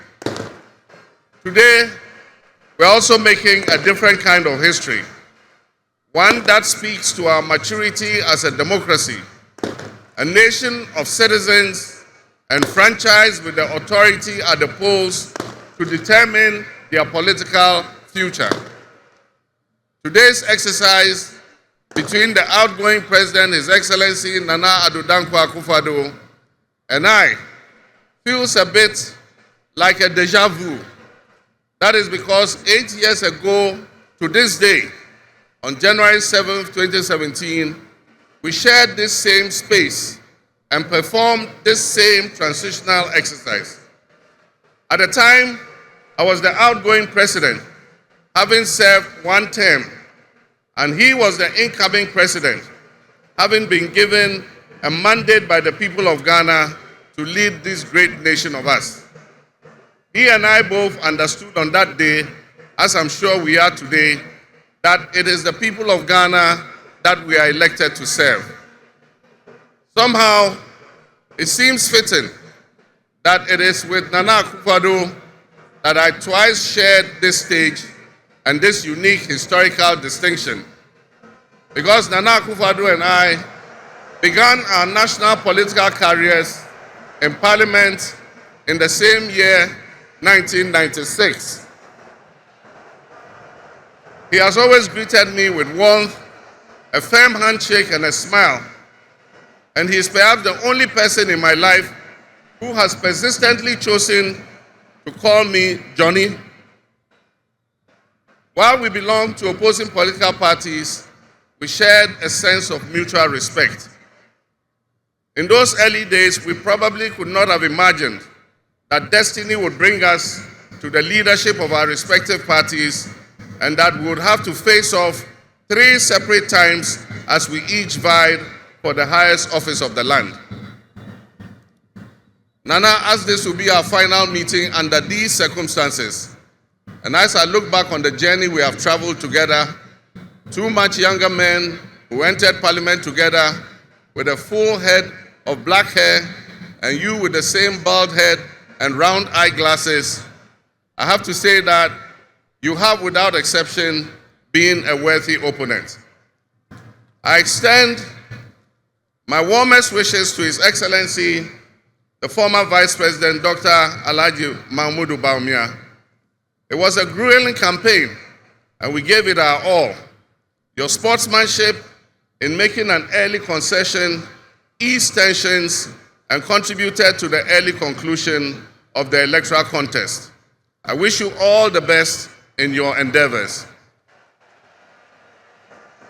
My brothers and sisters, the world in which Ghana exists today, as I begin this presidency, is not the same world in which we have lived under other presidencies. There are tensions and conflicts that have not previously existed between nations. These tensions and conflicts place pressure on alliances to decide where we will support. There's a seismic shift happening within the system of global economic dominance. Whereas the G7 nations, United States, the United Kingdom, Canada, France, Germany, Italy, and Japan once provided the highest percentage of the world's GDP, over the last decade, that number has been steadily dropping. However, the combined total of the GDP of the BRIC nations, Brazil, Russia, India, China, South Africa, Iran, Egypt, Ethiopia, UAE, their GDP has been consistently increasing. In 2023, for instance, the G7's combined total of world GDP was 30%. But by 2029, that number is predicted to drop to 27%. In 2023, the BRICS percentage of world GDP was 37.3%. And so what does this mean to us in Ghana? What could it mean to our economy? Where do we fit in this geopolitical maelstrom? Technology such as artificial intelligence has taken us to new heights, opening up the potential for national, financial, and personal security issues that we are not yet able to imagine. One example is the use of misinformation and algorithm manipulations on social media platforms to sway a particular group's sentiments towards or away from something. Now more than ever before, we need to strengthen our ties with our neighbors to ensure that we're working together to keep our sub-region safe. We stand in solidarity and work in alliance with all our neighbors in the sub-region. Recognizing the history of our borders, we also acknowledge that on the other side of our country's borders are our family members. They may be Ivorians, they may be Togolese, they may be Burkinabes, They may be Nigerians or Malians, but they are also Akans, they are Kasinas, they are Guans, they are Ewes, they are Nzemes, they are Hauses, they are Moshis and Gurmes. Because we are all part of one another, one big family. With the increase of the climate crisis, and as the waters grow warmer, melting the Arctic ice and permafrost, there's a greater likelihood for viruses that have been frozen and thought to be extinct for decades, perhaps even centuries, to begin to spread and create another global pandemic. The changing climate conditions, increased population density in urban areas, and mass international travel are enabling existing viruses to spread and mutate at a faster and faster rate than they did before. This is a serious challenge. Let us not forget the toll that the past epidemics of viruses like Ebola, COVID, and Mpox have taken on the families and communities and medical infrastructure in several of our neighboring countries and in the sub-region. Let us also not forget how swiftly and completely the COVID pandemic brought the entire world to a screeching halt. My government will be working diligently to strengthen our public health systems while monitoring the global health situation so that when, and not if, but when the next pandemic or epidemic occurs, the loss of lives in Ghana will be minimal. The larger world exists around us and to some extent within us. While we cannot and should never use it as an excuse to stray from the direct and immediate needs of Ghana for the well-being of our citizens, we must also bear in mind that the affairs of the world, if we care to shape, lessen, avoid, or even at the other end of things, maximize the effect they have on us. My brothers and sisters, barely a month ago, we held historic elections that have caused dramatic shifts in our political landscape. I feel greatly honored that you, my compatriots, considered me worthy of receiving such an unprecedented and overwhelming mandate to steer the affairs of our beloved nation at this critical time in our history.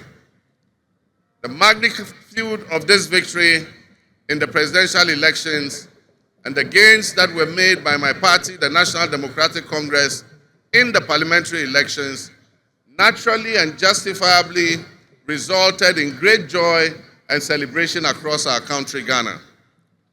But celebrations, no matter how justified and how well earned, must be supplanted by discernment, sobriety, and deeper insights into why we received this kind of mandate in the first place.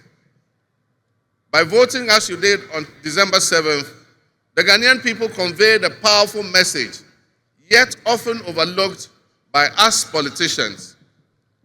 This message was powerfully emphasized by a giant of American political history, President Ronald Reagan, when he declared at his inauguration some 40 years ago that governments have no power except that granted by the people. While Ghanaians take great pride in our thriving democracy, they are deeply dissatisfied with the quality of governance over the years and have openly voiced that dissatisfaction through the decisive actions that they undertake at the elections. Our people also understand that democracy is not just a token adorned with periodic elections followed by pomp and pageantry with the establishment of a new government. They expect that if democracy is celebrated as a superior means of governance, then its outcomes must be more tangible and benefit them in their individual lives.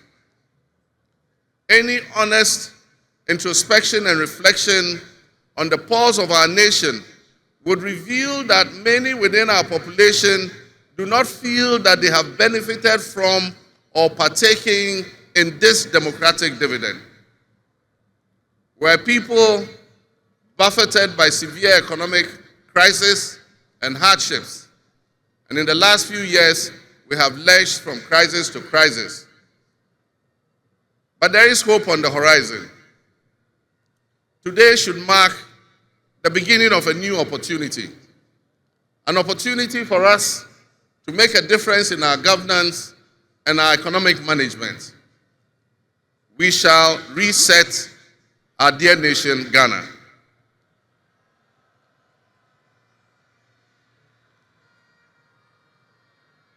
To the millions of my fellow countrymen and women who joined long queues and waited in the sun for their turn to vote for me, you have my sincerest thanks for honoring me. My firm, immutable assurance is that your vote will matter in the work that I'll do to make a difference in the destiny of this dear nation of ours. Your courage to bring change will not go in vain. Our nation was born with much promise. That promise would seem hazy and in doubt now because of all that has happened in the past. But I urge you, my fellow countrymen, not to be sucked into a state of perpetual pessimism. For some time, our country has urgently needed leadership with an unwavering desire to get things done. I, with all humility, assent that I intend to be that leader with your cooperation and your help. As your next leader, I shall strive to exercise sound judgment and be able to make the right calls at the right time. I will have the humility and presence of mind to take responsibility for any challenges and be willing to act firmly and timeously to resolve the challenges that we face as a nation. Since the elections, I have read and heard the word hope used many times in relation to my presidency and what it should offer the citizens of Ghana. I intend to speak plainly and clearly to you today, and every time I address you subsequently, I intend to always tell you the truth. The circumstances we find ourselves in are indeed dire, but even so, I'll be decisive and swift in my actions. We'll focus our initial efforts on 4 critical areas. The first is economic restoration and stabilization of the macroeconomic environment. The second is the improvement of the business and investment environment to ensure that Ghana is once again open for business. The third is governance and constitutional reforms. And the final, but not the least, is accountability and the fight against corruption.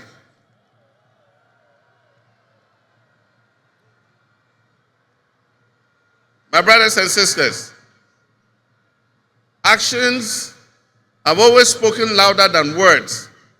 With that in mind, I have entered into a covenant with you, the good people of Ghana, in which I have enumerated 26 actions that I'll take within my first 120 days. There is reason for hope, and there is every reason for hope. But we must also have faith, because faith empowers us to trust the things that will happen. With faith, you believe what you know, and that is why we need faith to be able to achieve our reset. We need a reset with the faith we have in our country and our leadership. We need a reset with the faith we have in our institutions. We need a reset with our faith in our dear nation, Ghana. And by that, I mean in all of us, because all of us are Ghana. You are Ghana, and I am Ghana. All of you seated here today, Ghanaian citizens, you are Ghana.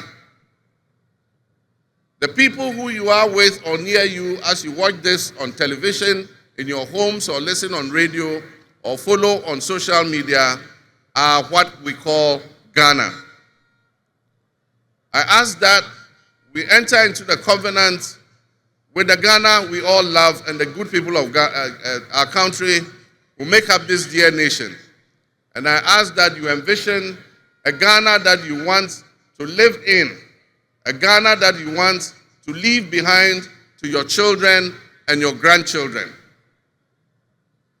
What can you do to help build that better Ghana that we all strive for? What behaviors, what attitudes and mindsets can we reset? We need a reset, and we have faith in Ghana's ability to overcome, excel, and be so successful with this reset that it will be difficult to imagine a time when that was not the case. As we stand at this momentous crossroads in our nation's history, I am honored and humbled to accept the mantle of the President of the Republic of Ghana. Today we celebrate a new administration and herald an unprecedented era of opportunity and transformation.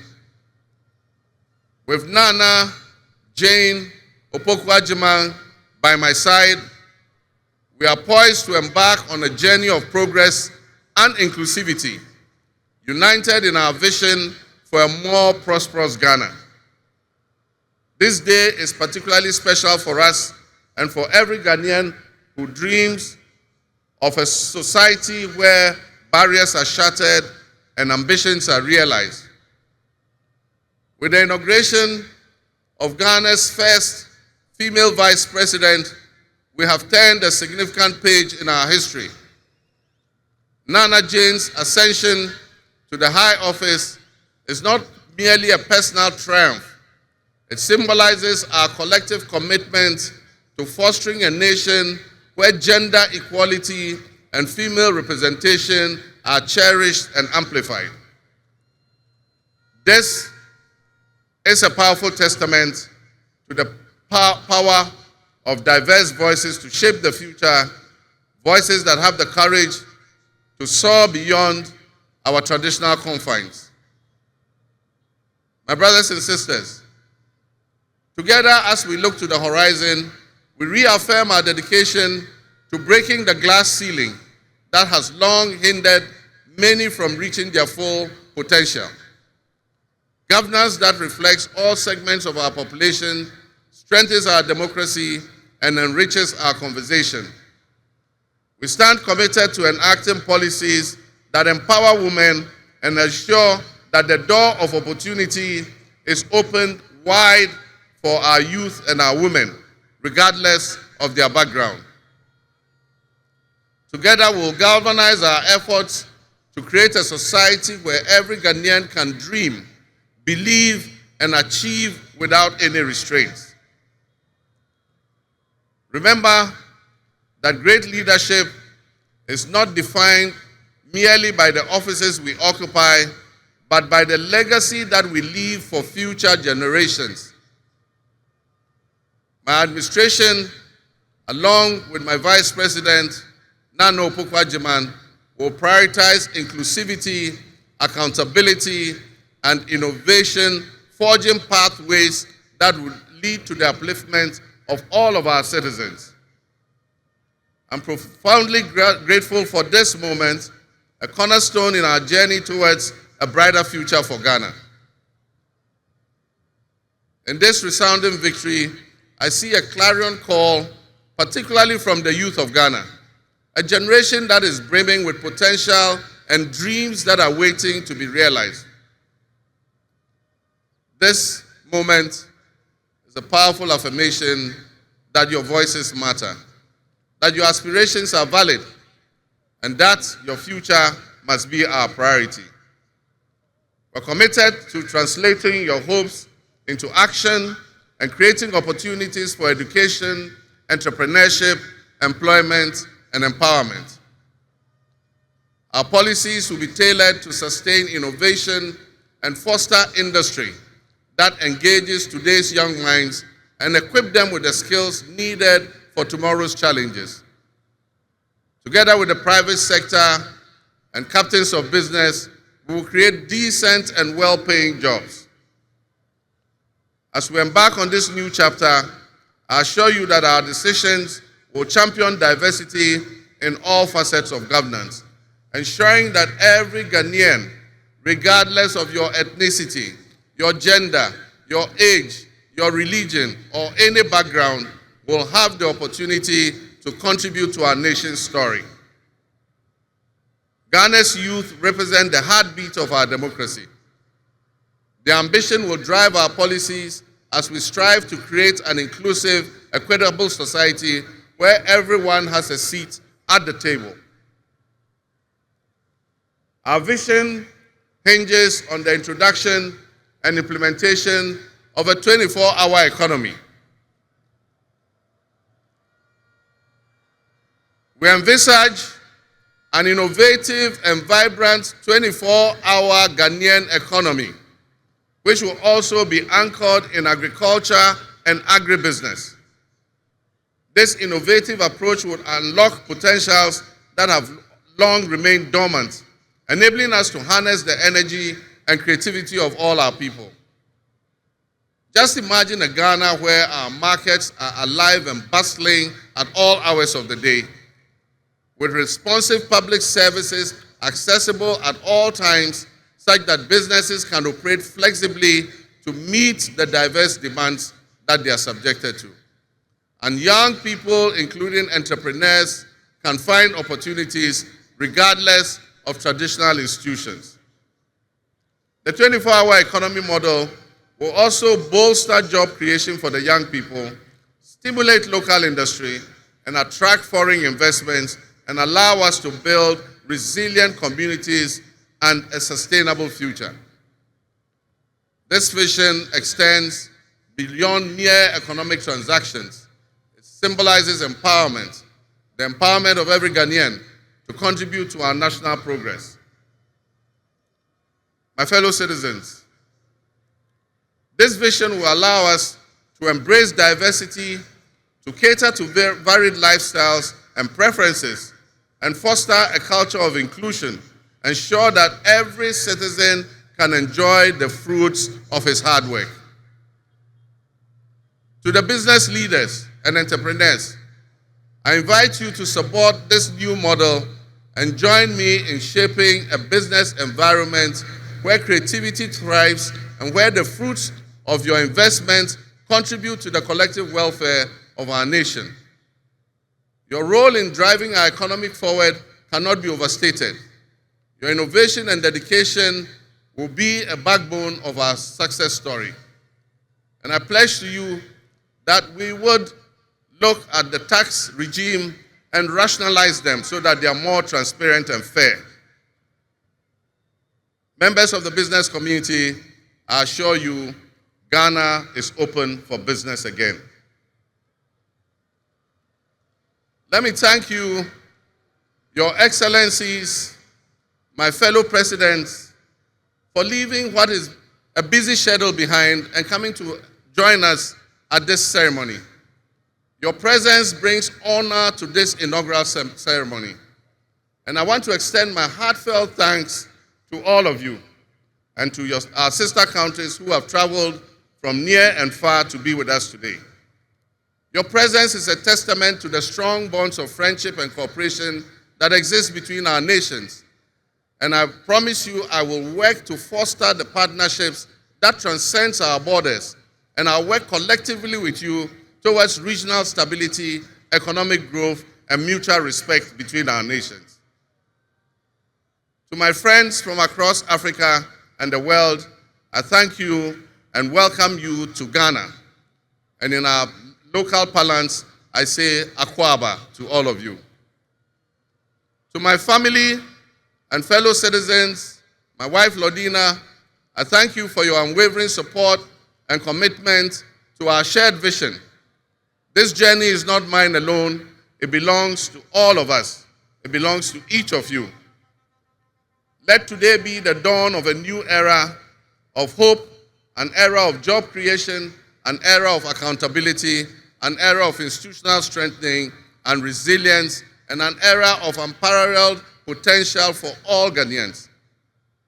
We will write the next chapter in Ghana's story and it will be one of promise, transparency, and transformative progress. My fellow citizens, this is a patriotic call to action for all of us to participate in building a nation that lives up to its promise, where hope thrives and dreams become a reality.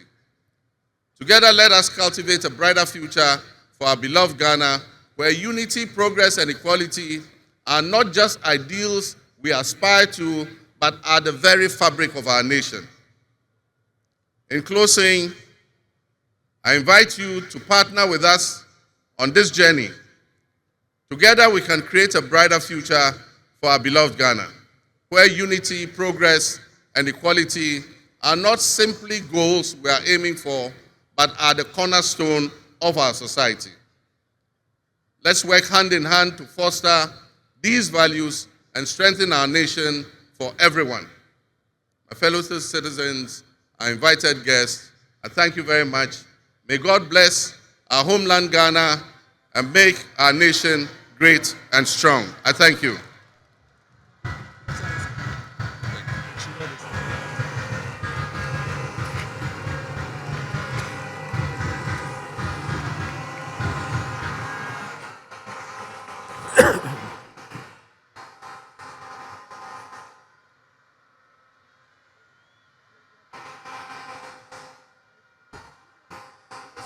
Yeah.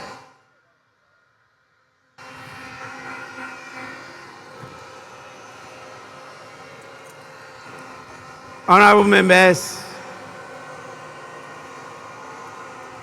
on your behalf, I convey the gratitude of the House to His Excellency, the President of the Republic of Ghana, for his address. Your Excellency, the House is extremely grateful to you.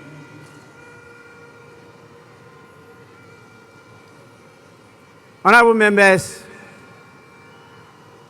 may now we have the presence of our special guest of honor in the distinguished personality of His Excellency Bola Ahmed Tinubu, the President of the Republic of the Federal, I should say the Federal Republic of Nigeria.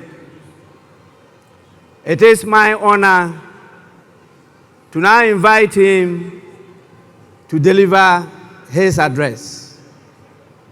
Your Excellency, you are welcome to do so now.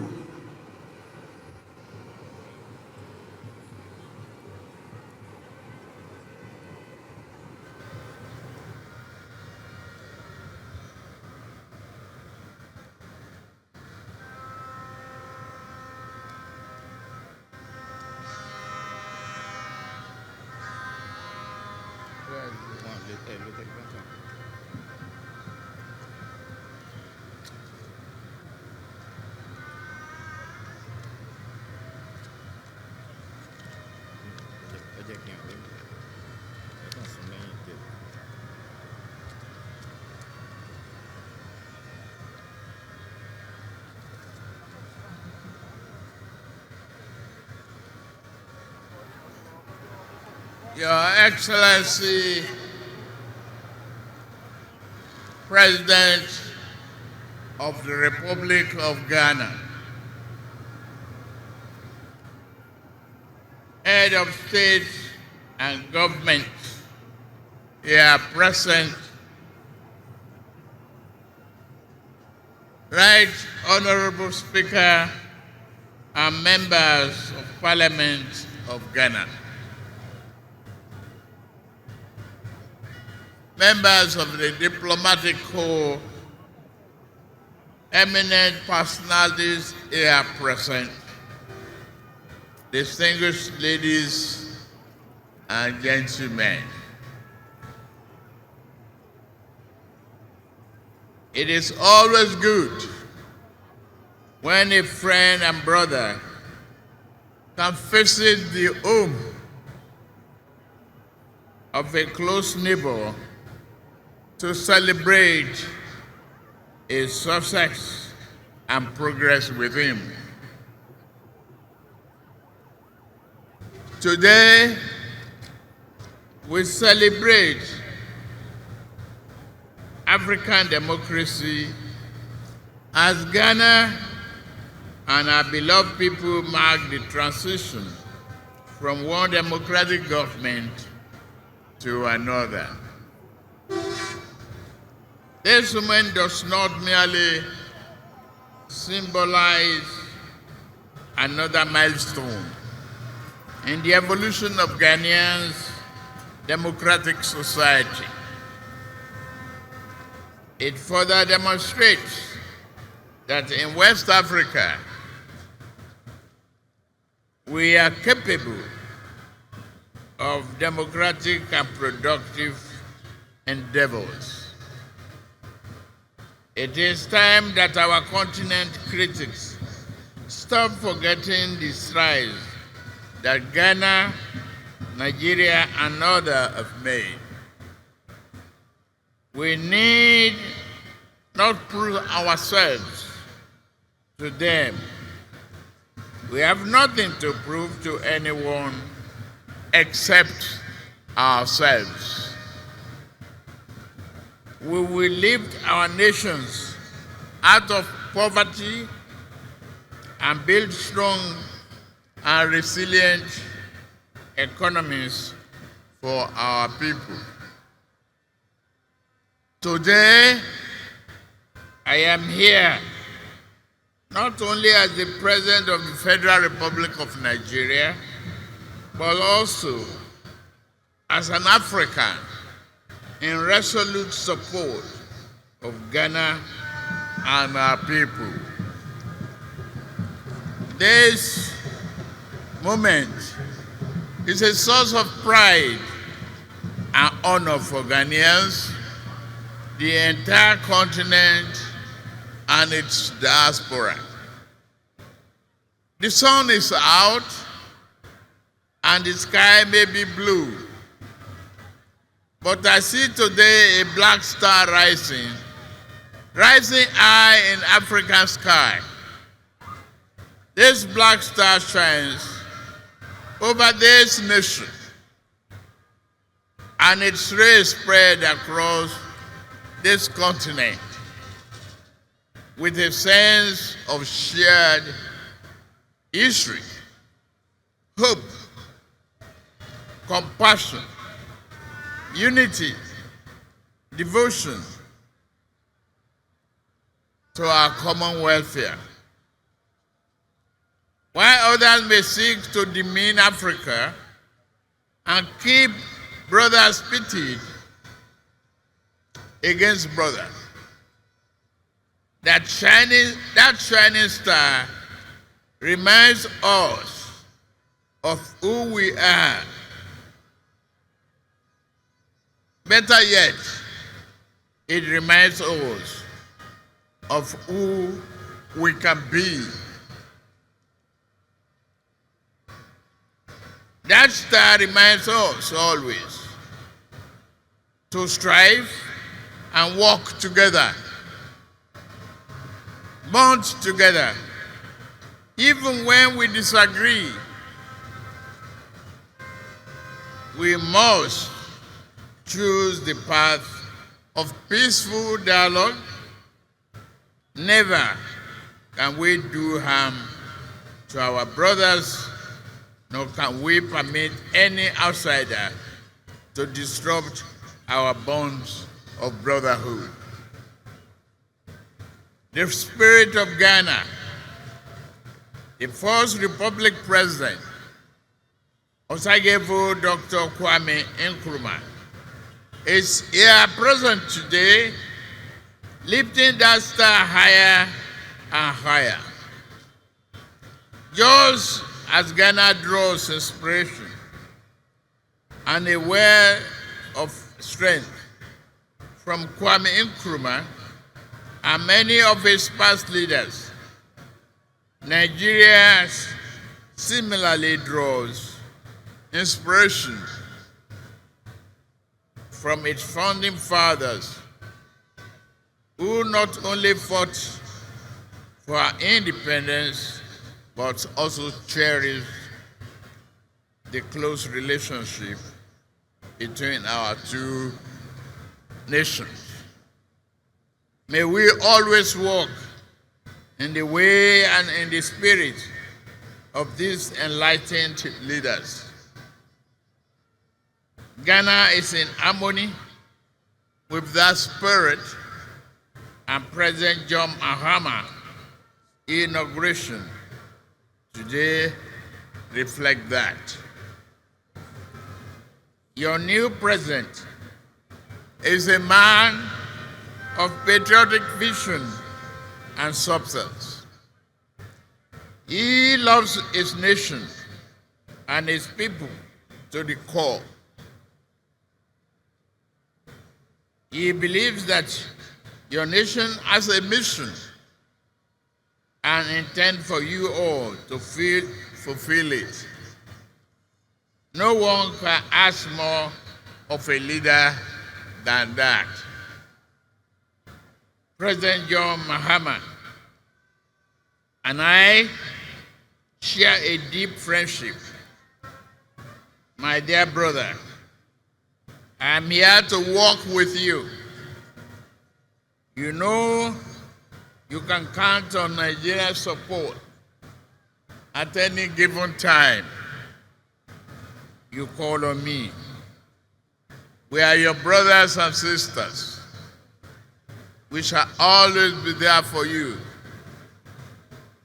May your administration be a profound success and progress for you, Ghanaians, and the entire region. I am confident that new government under the leadership of President John Mahama will work with Nigeria to strengthen this powerful bond, leading to greater shared progress, prosperity for the people of our two nations. I have no doubt that your administration will bring about positive change and progress. Your accession to the power should also mark a new and invigorating momentum in pursuing sub-regional and integration and progress. With laser focus, we can tackle our people's most pressing problem of poverty, youth unemployment, instability, insurgency, and many other problems hampering our desired progress. May Ghana's democracy continue to grow stronger. May progress and prosperity be your portion. Let us all look forward to a future filled with hope, opportunity, and progress. God bless Ghana and its beloved people. God bless Federal Republic of Nigeria and its beloved people. God bless ECOWAS. God bless our beloved Africa. I thank you for your kind attention. God bless you.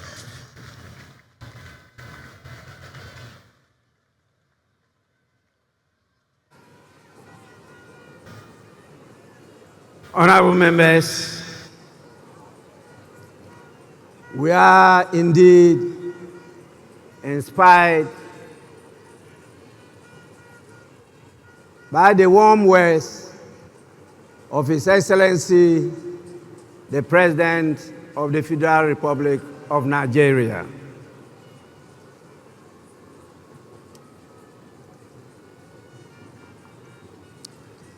I now have the honor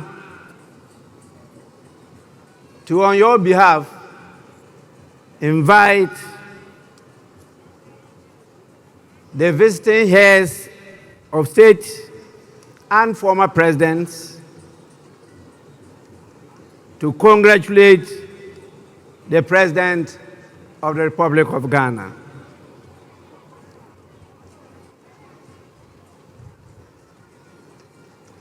I have a real tall list.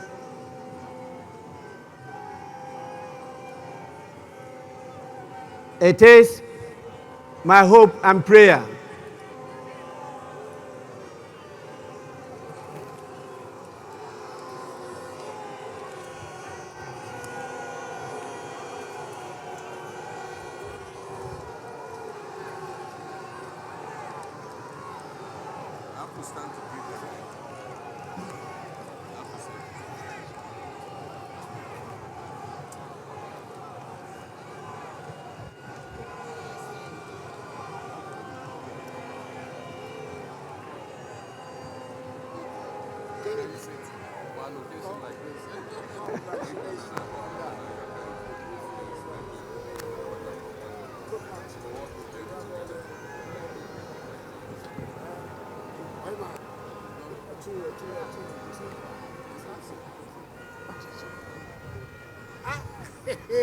Twice elected in my kingdom.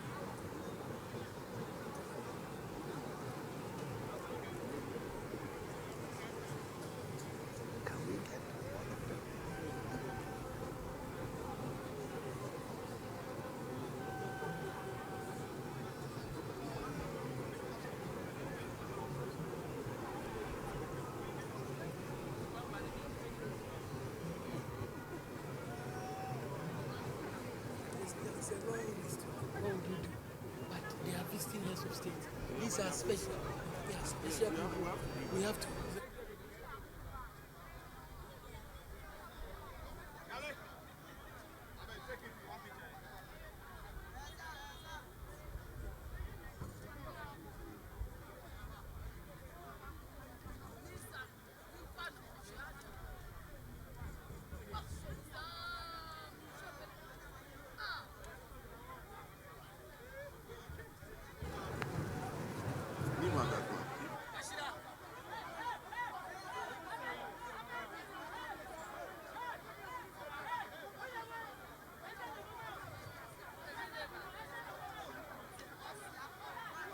As highlighted by the President and our special guest of honor, His Excellency Ahmed Bola Tinubu of the Federal Republic of Nigeria. Now, what else? What is the next on the agenda? Because very soon we will witness. Honorable members, I will now, on your behalf, call the names of our distinguished dignitaries, the heads of states and presidents from various countries, to come to congratulate His Excellency, the President of Ghana. And I will start with our special guest, the President, the Commander-in-Chief, and the Head of State of the Federal Republic of Nigeria, the person of His Excellency Bola Ahmed Tinubu, to lead in this whole exercise. Your Excellency, you may proceed to do so now.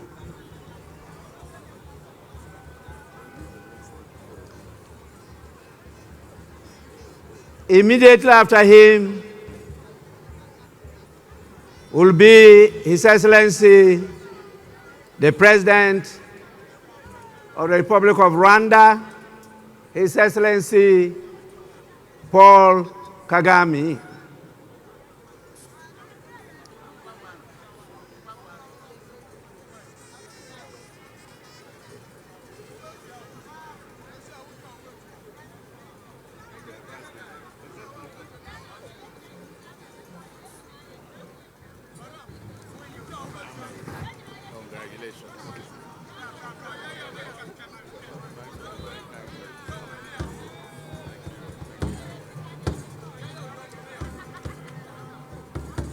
Then follows His Excellency the President of the Republic of Togo, His Excellency Faure Gnassingbé. After him comes His Excellency the President of Benin, the Republic of Benin, in the person of Patrice Talon.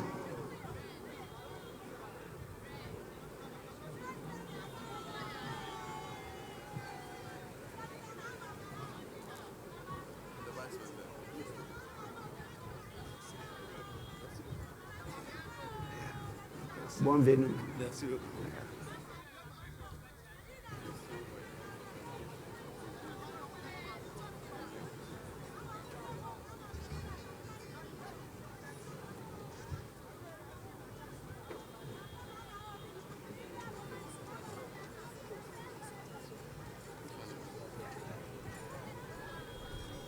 Félicitations.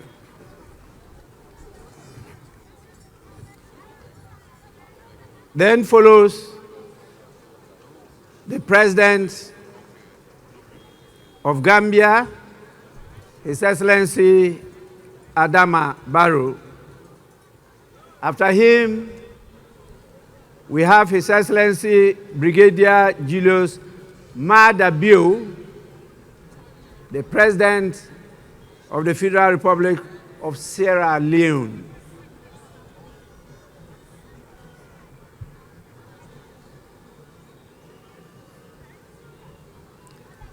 Immediately follows His Excellency Felix Antoine Tshisekedi Chilombo,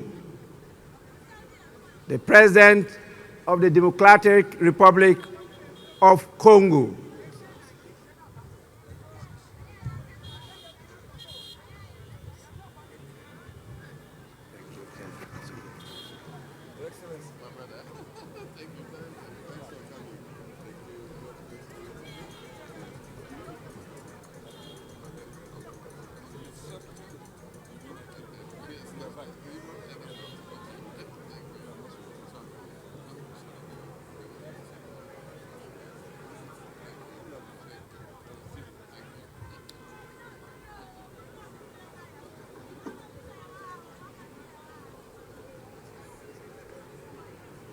After His Excellency,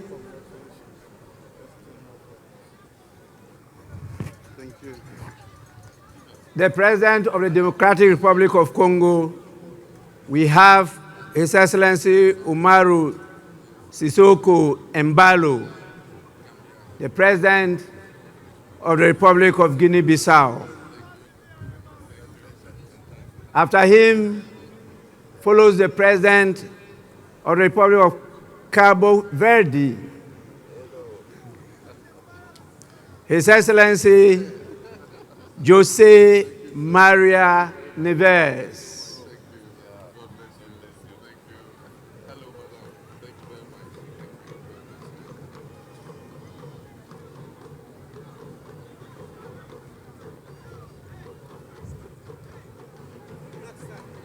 Black Star.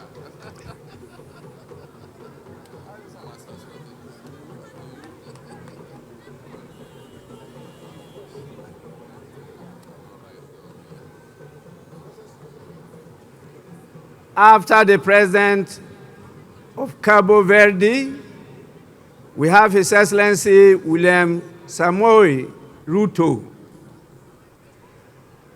the rural boy, who is the president of the Republic of Kenya. I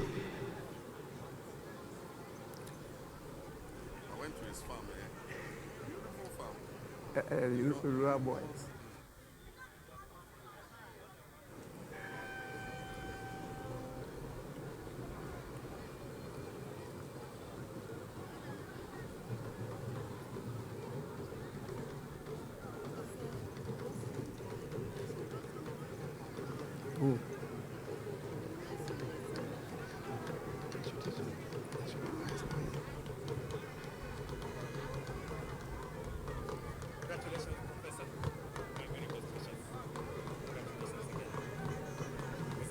The rural boy. Thank you very much. You're welcome.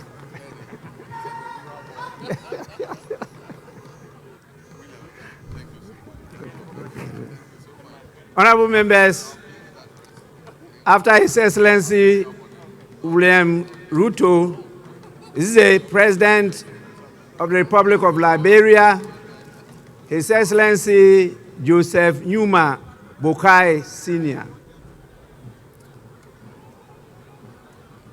We also have His Excellency the President, Dr. Nangolo Mbumba. He is the President of the Republic of Namibia. Sorry. That is a she, not a he. Doctor, you may forgive me.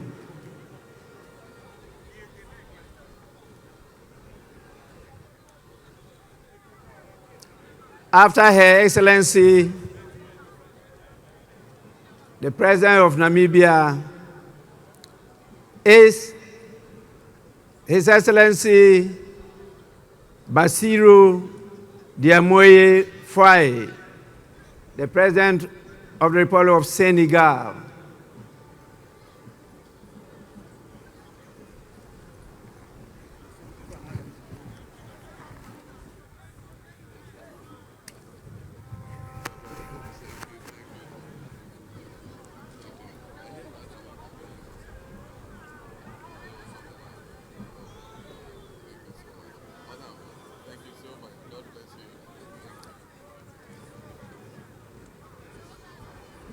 We then have the President of the Republic of Chad, in the person of His Excellency Mahamat Idris Deby Itno.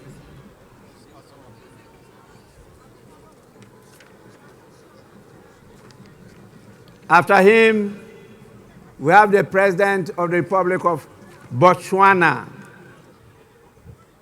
His Excellency Duma Gideon Boku.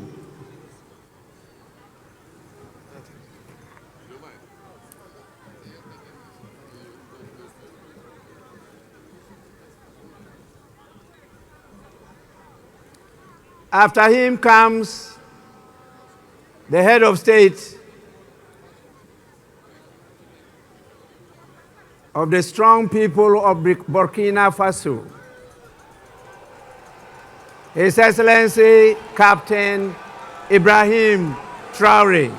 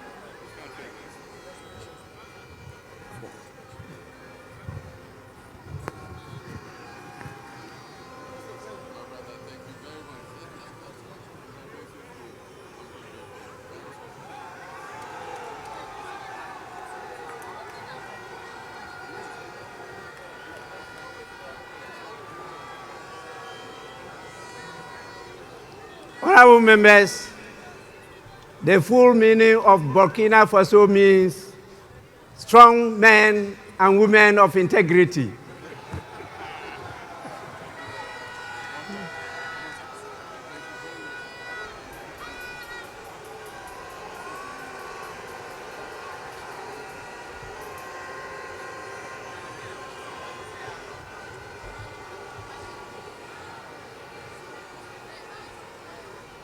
We have His Excellency Brigadier General Bryce Clotaire Oligui Nguema, the President of the Republic of Gabon. After him, we have His Excellency Mamadi Doumbouya, who is the President of Guinea-Conakry. And after him, we have the Prime Minister, Abdoulaye Maïga. He's the Prime Minister of Mali.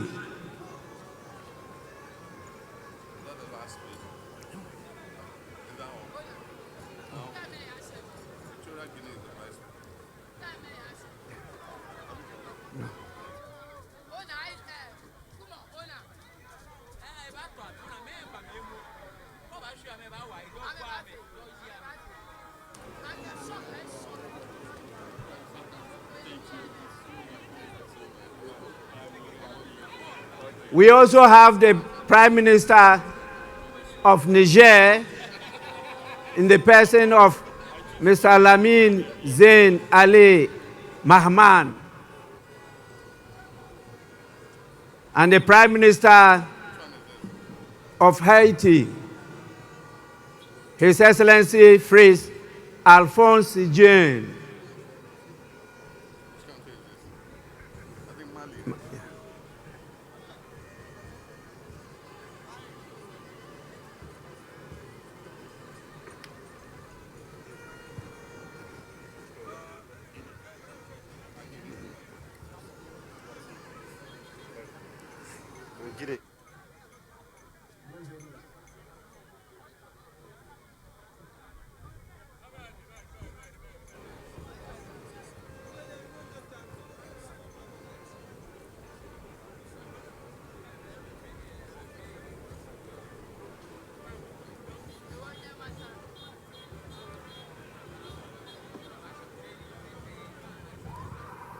Prime Minister Mali,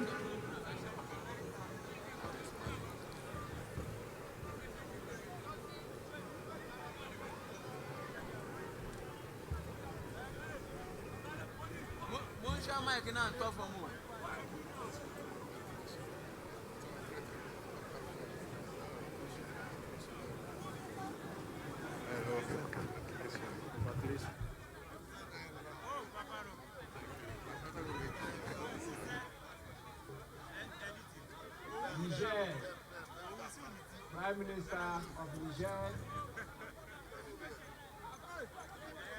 After him is the Prime Minister of Haiti.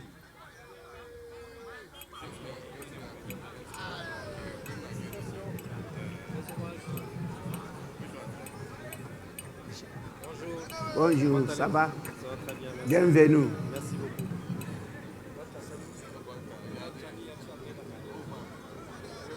After that, we have the Vice President of Equatorial Guinea, in the person of His Excellency Teodoro Obiang Nguema Mbasogo.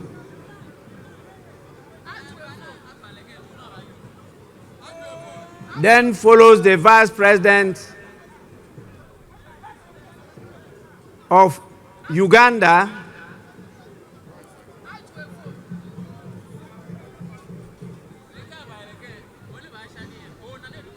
in the person of Jessica Rose Epel Alupo.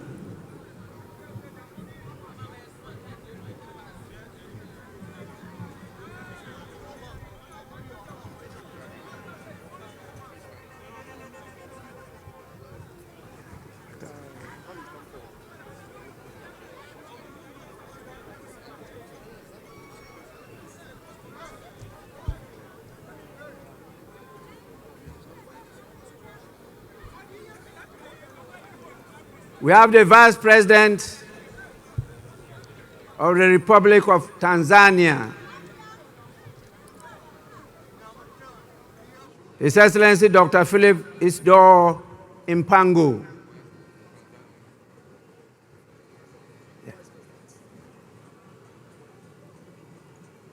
That is rather the Vice President of Tanzania.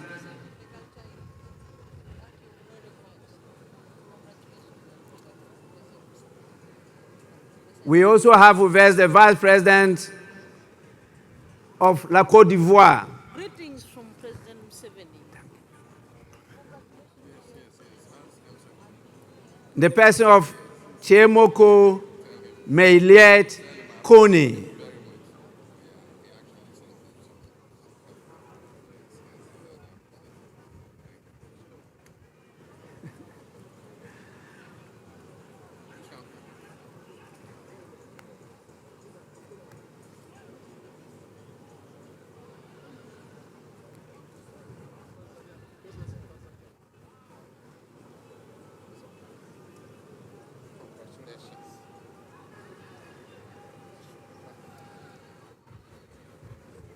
Tanzanite.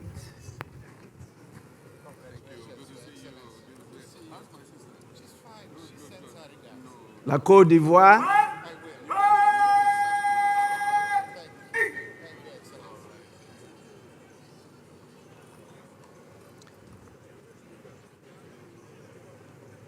After His Excellency the Vice President of La Côte d'Ivoire, we have the Vice President of Mauritania, His Excellency Mohamed Adihali Khatra.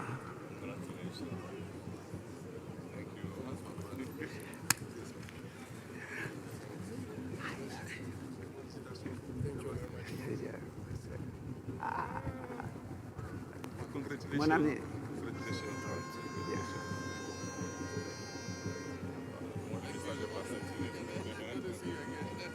My father.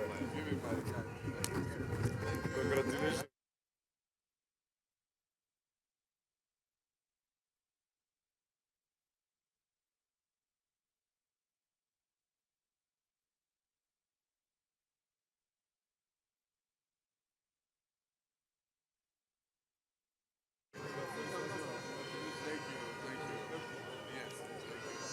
The Vice President of Mauritania,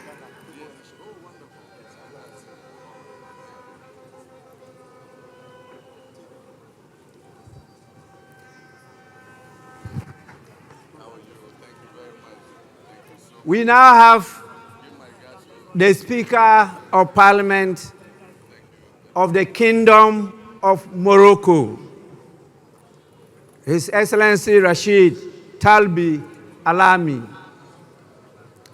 After him is the former President of the Federal Republic of Nigeria, His Excellency Olusegun Obasanjo.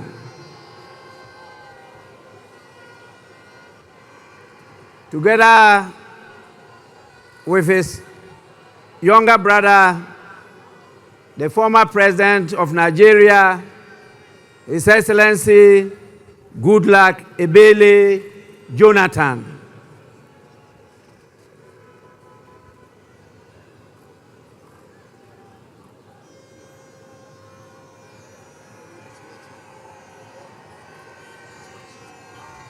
Speaker. Morocco. I'm Speaker of Morocco. Yes. I hope to see you. Yes. Thank you so much for the invitation. Thank you. Thank you. Thank you. Thank you. Thank you.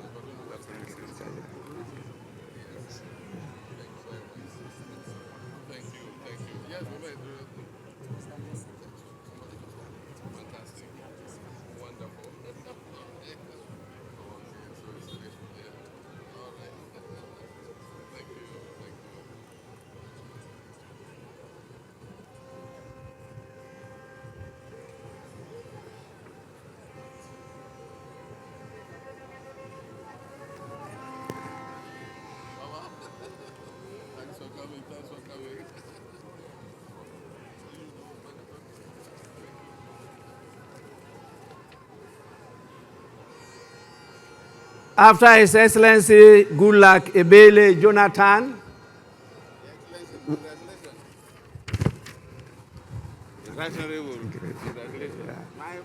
we have the former president of Liberia, in the person of Her Excellency Ellen Johnson Sirleaf.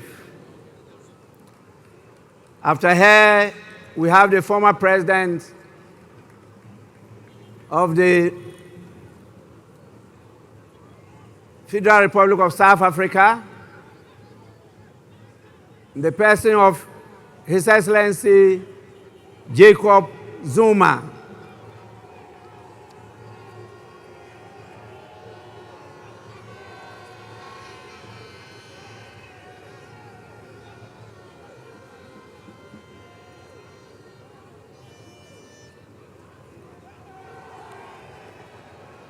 After the former president of South Africa, we have the former president of Germany, His Excellency Christian Wolff.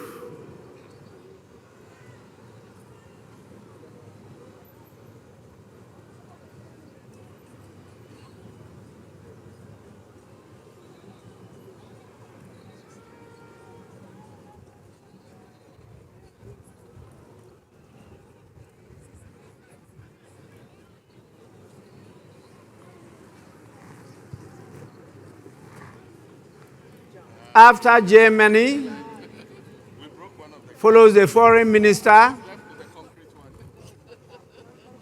of the European Union, Belgium, European Affairs, Foreign Trade, and the Funeral Culture Institute. His Excellency Bernard Quintin.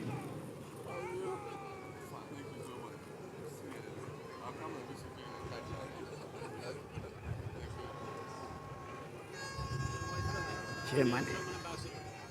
Thank you very much. Thanks for coming. Mr. Chairman. Yes. Good to see you, Speaker. Thank you.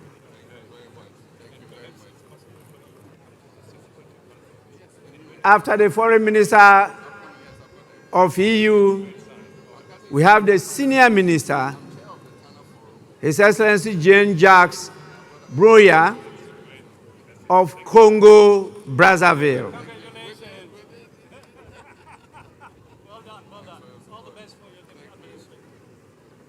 After Congo, Brazzaville, we have the Minister for Africa, the United Nations, the Commonwealth and Human Rights of United Kingdom.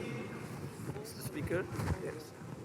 In the person of Lord Collins of Highbury.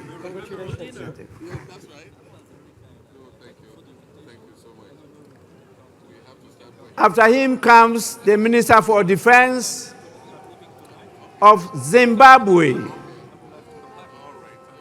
Honorable Opa Michinguri Kashiri.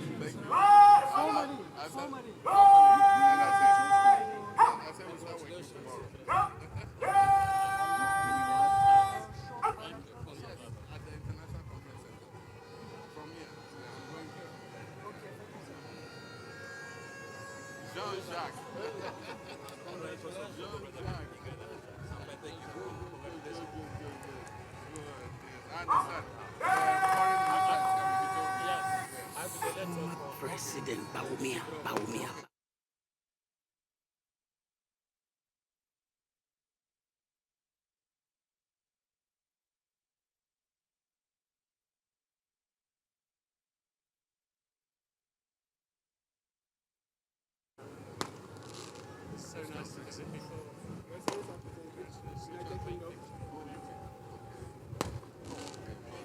Look at you.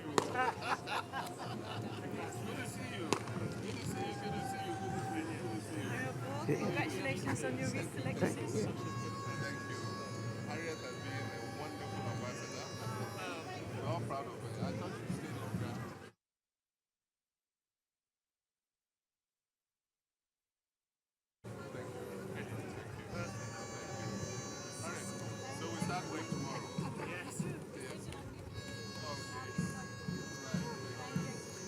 We also have the Minister for Housing, Lands and Maintenance of Barbados, Honorable Dwight Sutherland, Member of Parliament.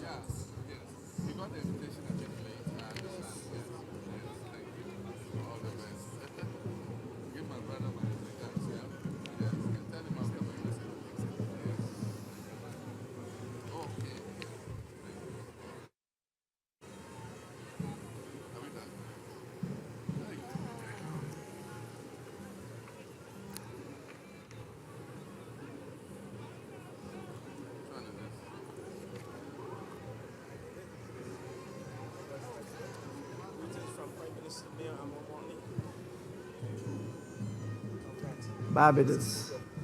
Greetings from Prime Minister. Yes. Sir.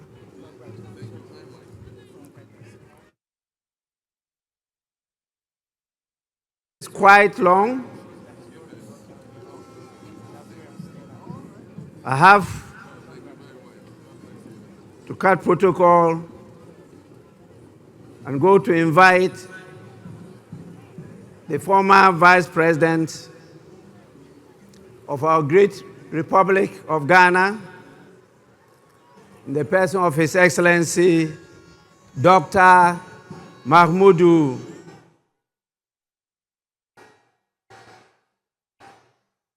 Bawumia.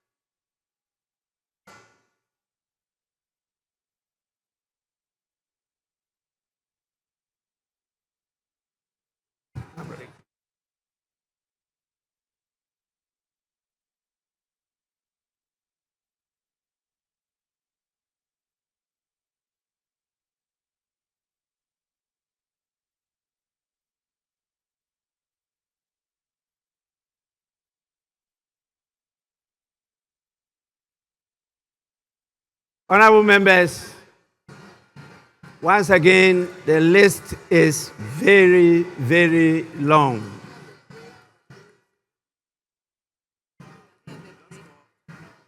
I will now invite the President of the ECOWAS Commission, in the person of His Excellency Dr. Omar Eliu Toure.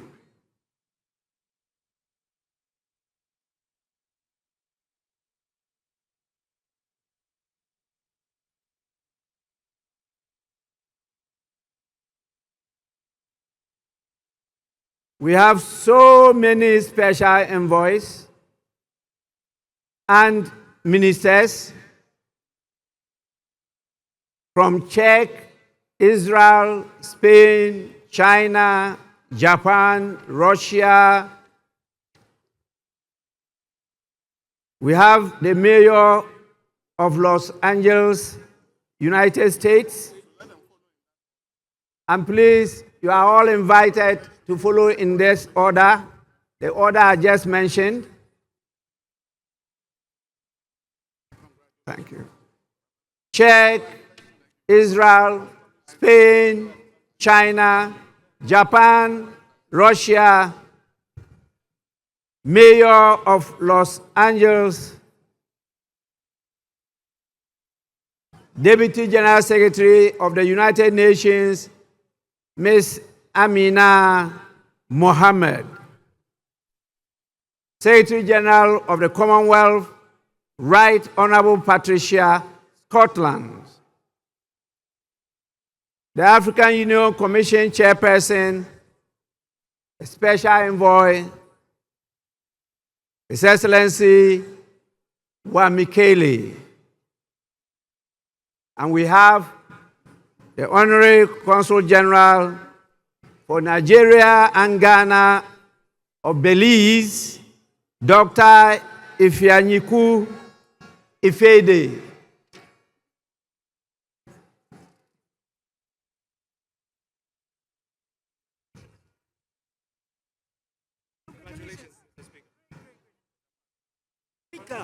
expecting the meeting.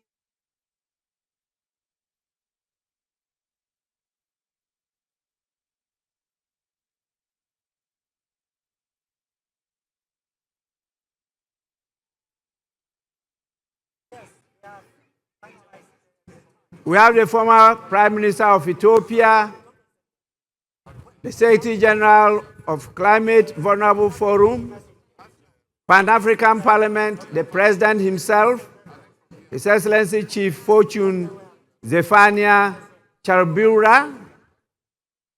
We have the African Development Bank. The President of the African Development Bank is here himself.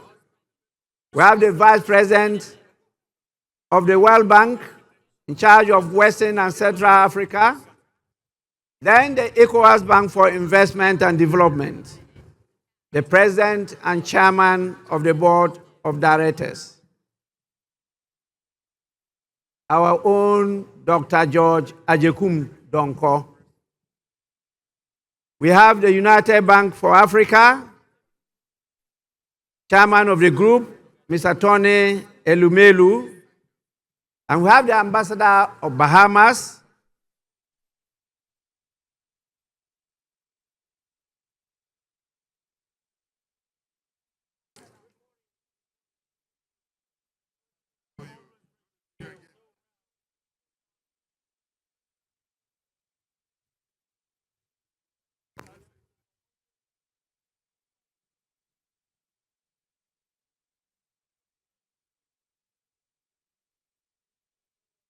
yes.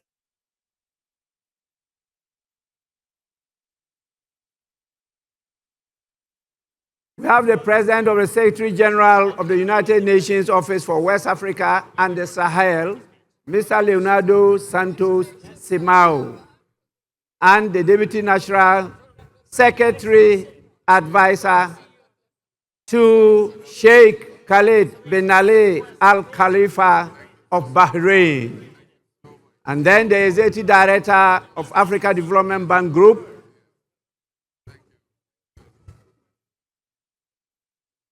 and we have the Vice President for Africa International Bank for Reconstruction and Development, Usman Diagana.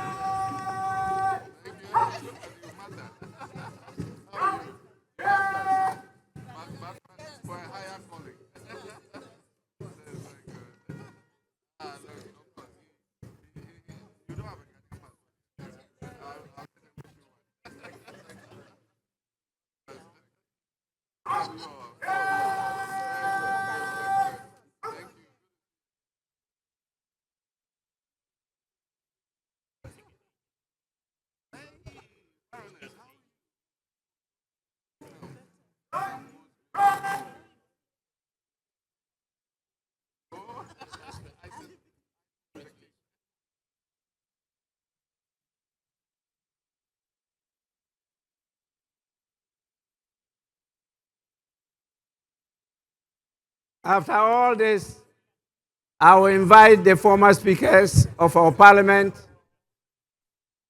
They may come.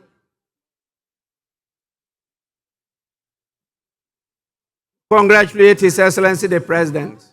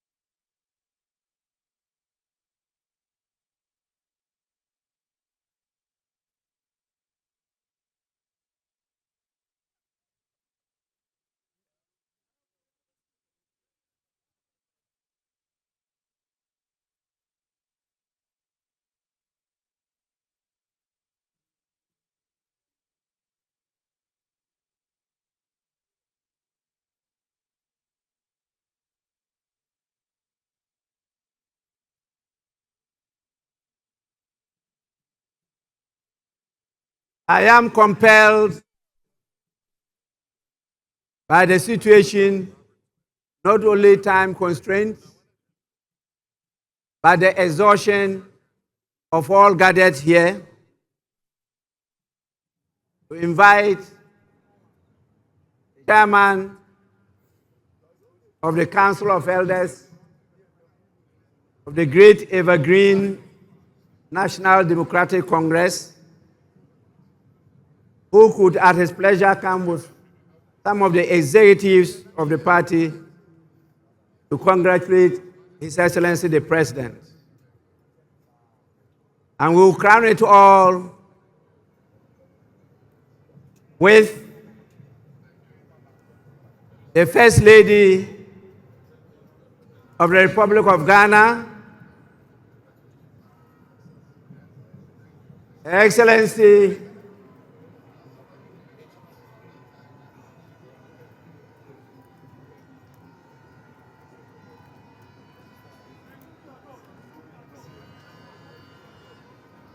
Her Excellency Lordina Mahama.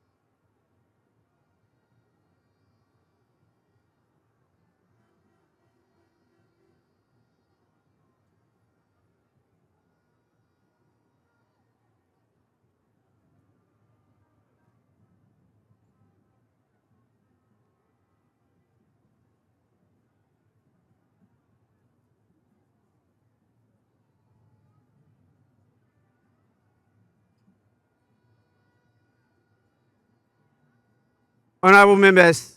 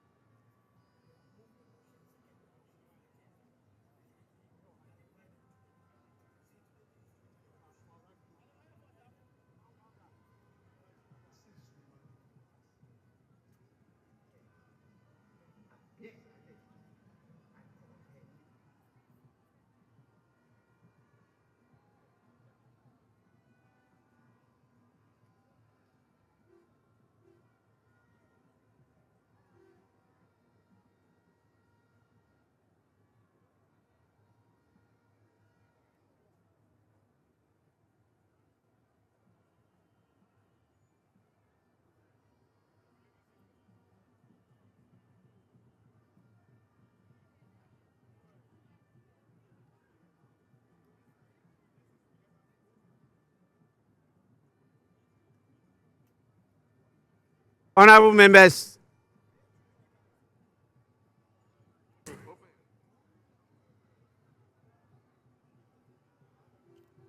honorable members, it's now time for me to invite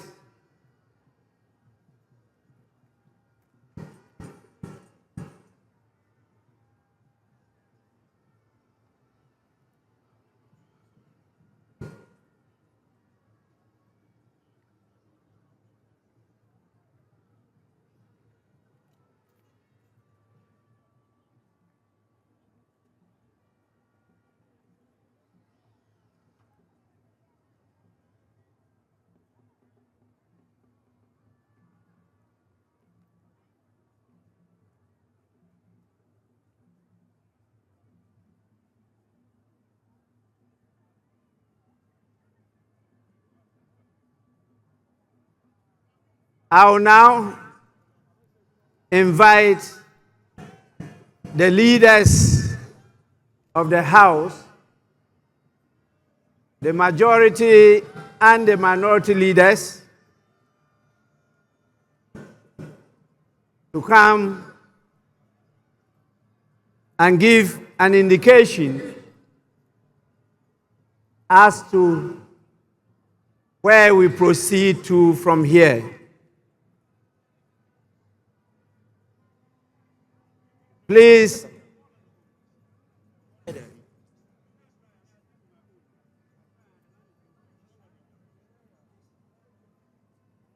the majority and the minority leaders.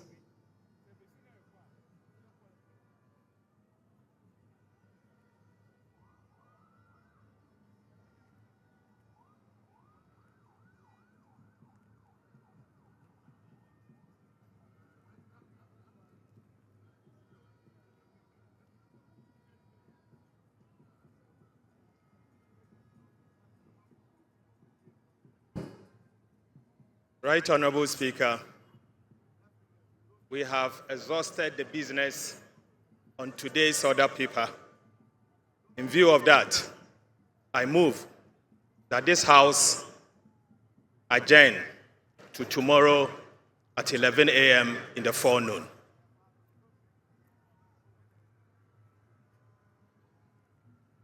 Mr. Speaker, it is the desire of the minority that this House be suspended so we continue to do business in fulfillment of the 24-hour economy. However, if the majority leader so pleases, I shall second his motion for adjournment. Thank you very much. Honorable members,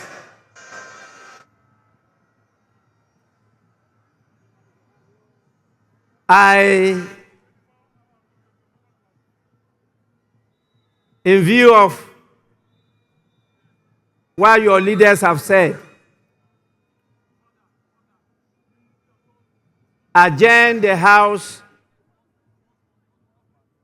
to tomorrow, Wednesday, the 8th of January 2025 at 12 noon.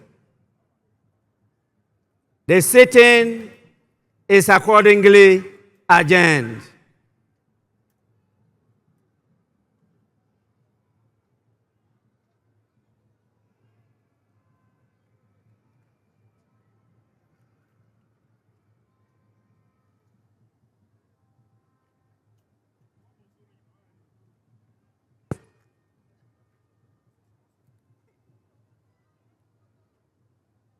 That's what it.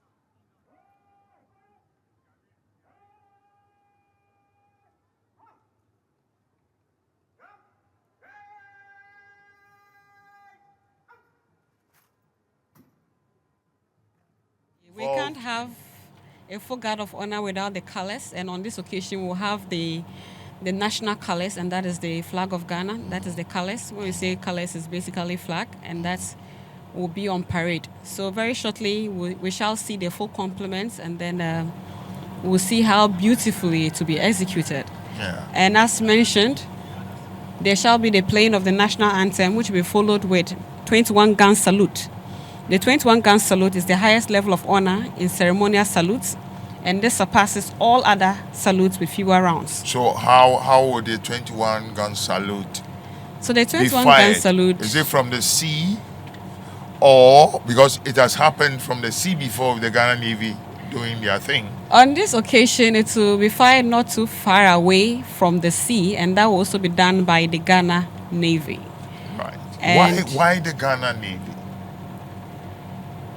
so it depends on the duty service that has been selected to perform.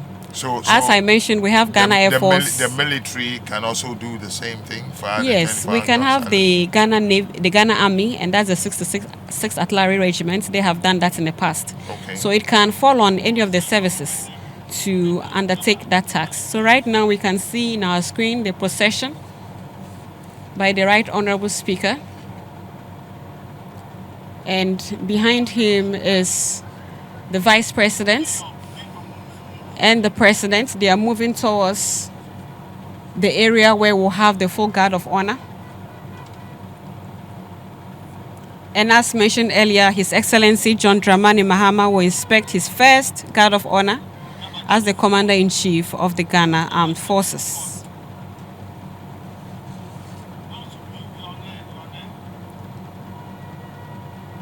So we are now having the procession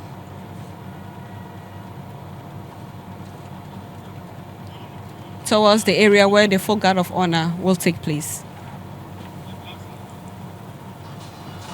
You have in your screen there the ceremonial ADCs, also escorted. Ladies and gentlemen, officials of Parliament, the Vice President, and the President of the Republic of Ghana are recessing from the chamber.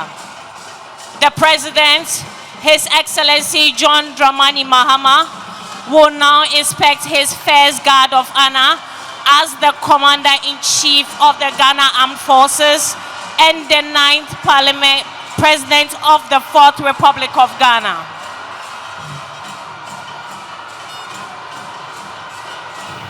May I respectfully request all invited guests to please be seated as the President moves to inspect the guard of honor.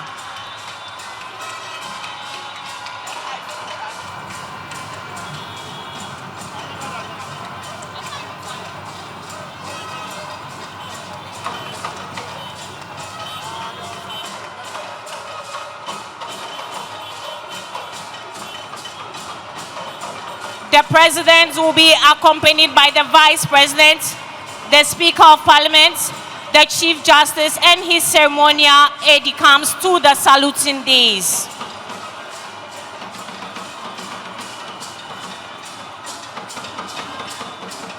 The ceremonial aide-de-camp for the ceremony is the Chief of the Defense Staff, General Thomas Opon-Pepra, and the Inspector General of Police, Dr. George Ekufundampari.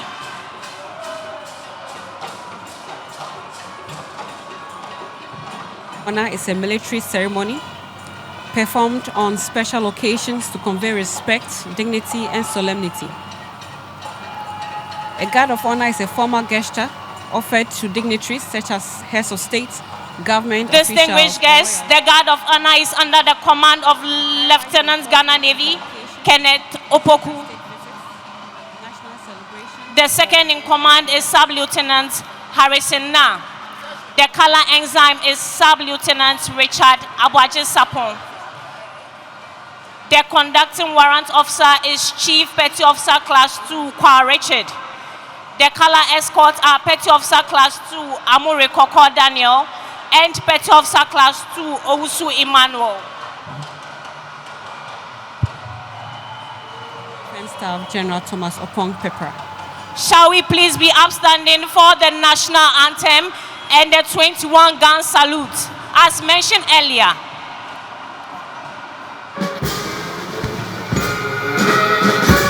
All uniformed personnel are to salute.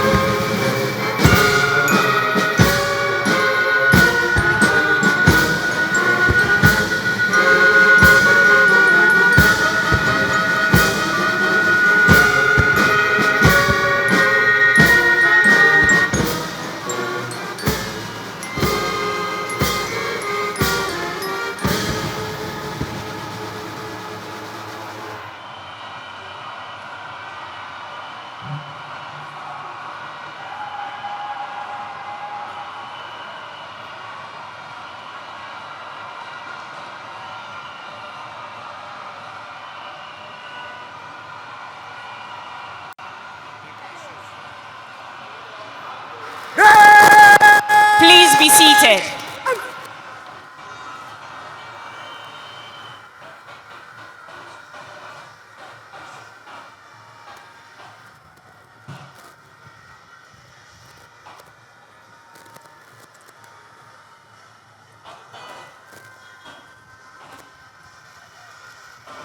The parade commander is marching to ask permission for the inspection of the parade.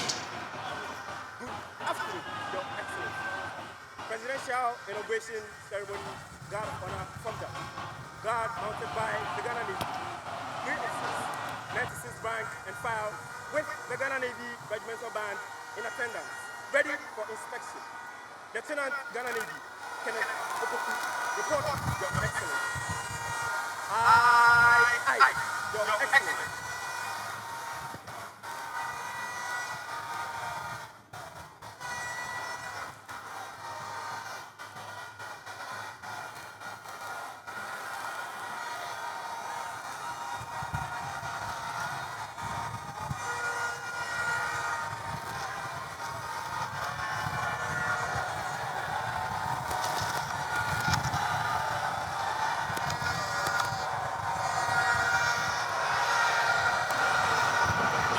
Your Excellencies, distinguished guests, ladies and gentlemen, this morning we have the Navy Regimental Band on parade.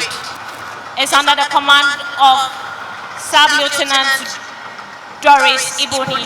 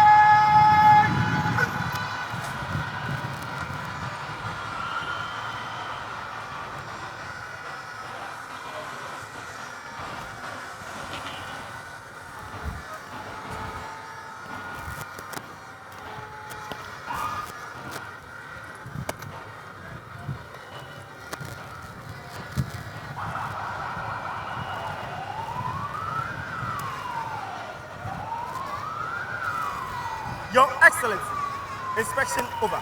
May I have your permission to march off the guard? Your Excellency.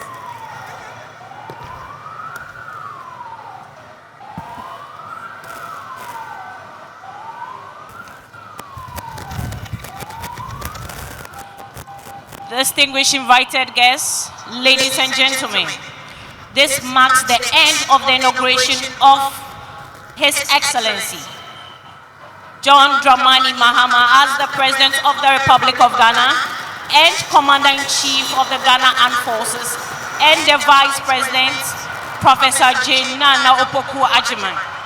Distinguished invited guests, ladies and gentlemen, let's all remain seated as the President takes leave of us.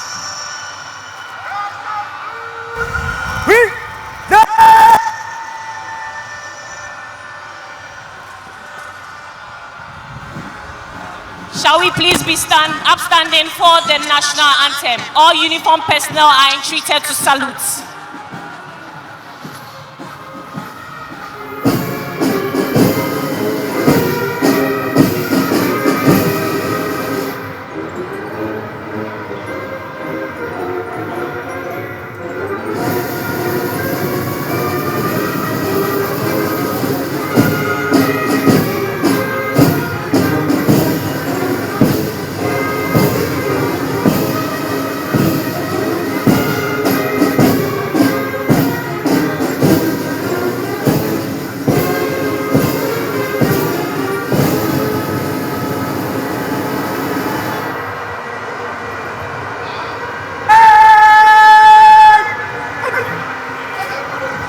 Distinguished invited guests, ladies and gentlemen, let's all remain seated as the President takes leave of us. Please be seated.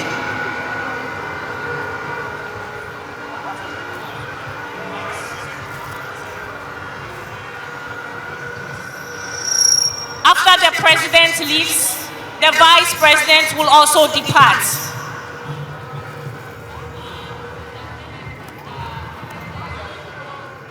After the Vice President, followed by the Speaker of Parliament and the Chief Justice, her ladyship.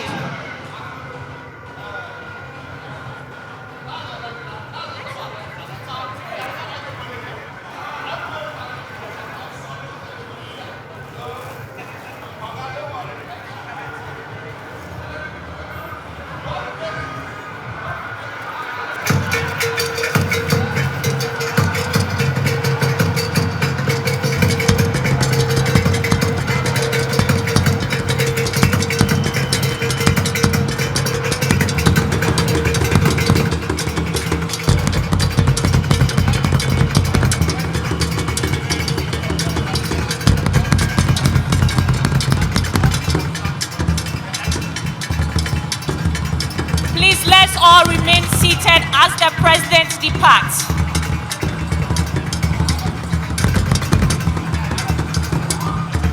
Other dignitaries will depart as protocol demands. Please, let's clear the way for the President to leave.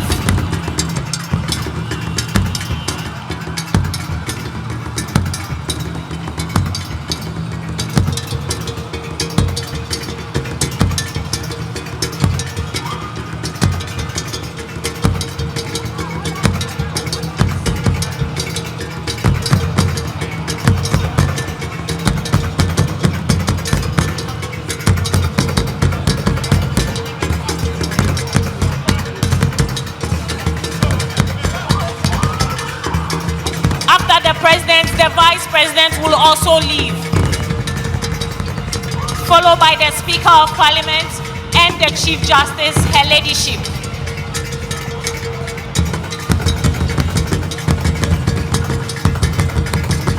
Your Excellencies, distinguished invited guests, our heads of state and dignitaries will depart in order as they came in.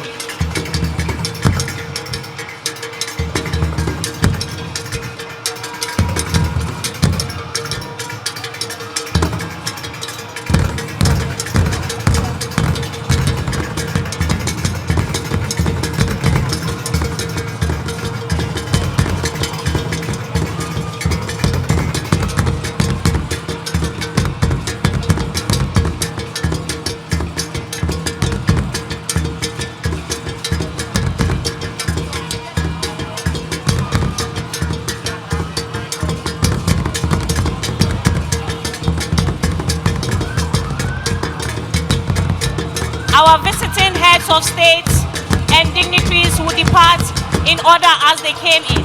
The first to depart will be the President of Nigeria, followed by Benin, Burkina Faso, Cape Verde, Côte d'Ivoire, Congo-Brazzaville, Democratic Republic of Congo, Equatorial Guinea, Egypt, The Gambia, Guinea, Guinea-Bissau, Kenya, Liberia, Mali, Mauritania, Niger, Namibia, Rwanda, Senegal, Sierra Leone, South Africa, Uganda, Tanzania, Togo, Botswana, Barbados, Morocco, and Gabon.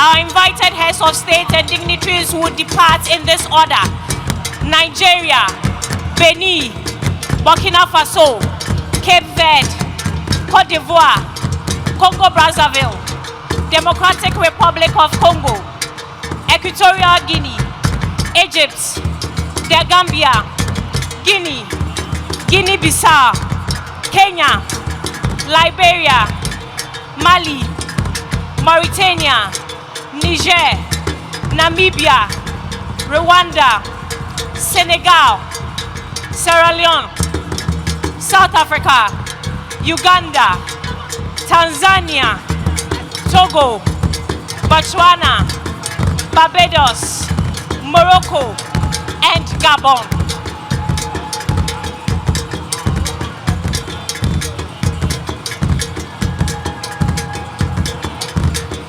After which His Excellency John Kufuor will also depart, followed by His Excellency Nana Addo Dankwa Akufo-Addo and Her Excellency Rebecca Akufo-Addo, followed by His Excellency Dr. Mahamudu Bawumia and Her Excellency Samira Bawumia. The rest will depart in other as protocol demands. Thank you. I am Squadron Leader Gabriela Lawson from the Department of Public Relations of the Ghana Armed Forces, and I have been your Master of Ceremony for today's program. Thank you.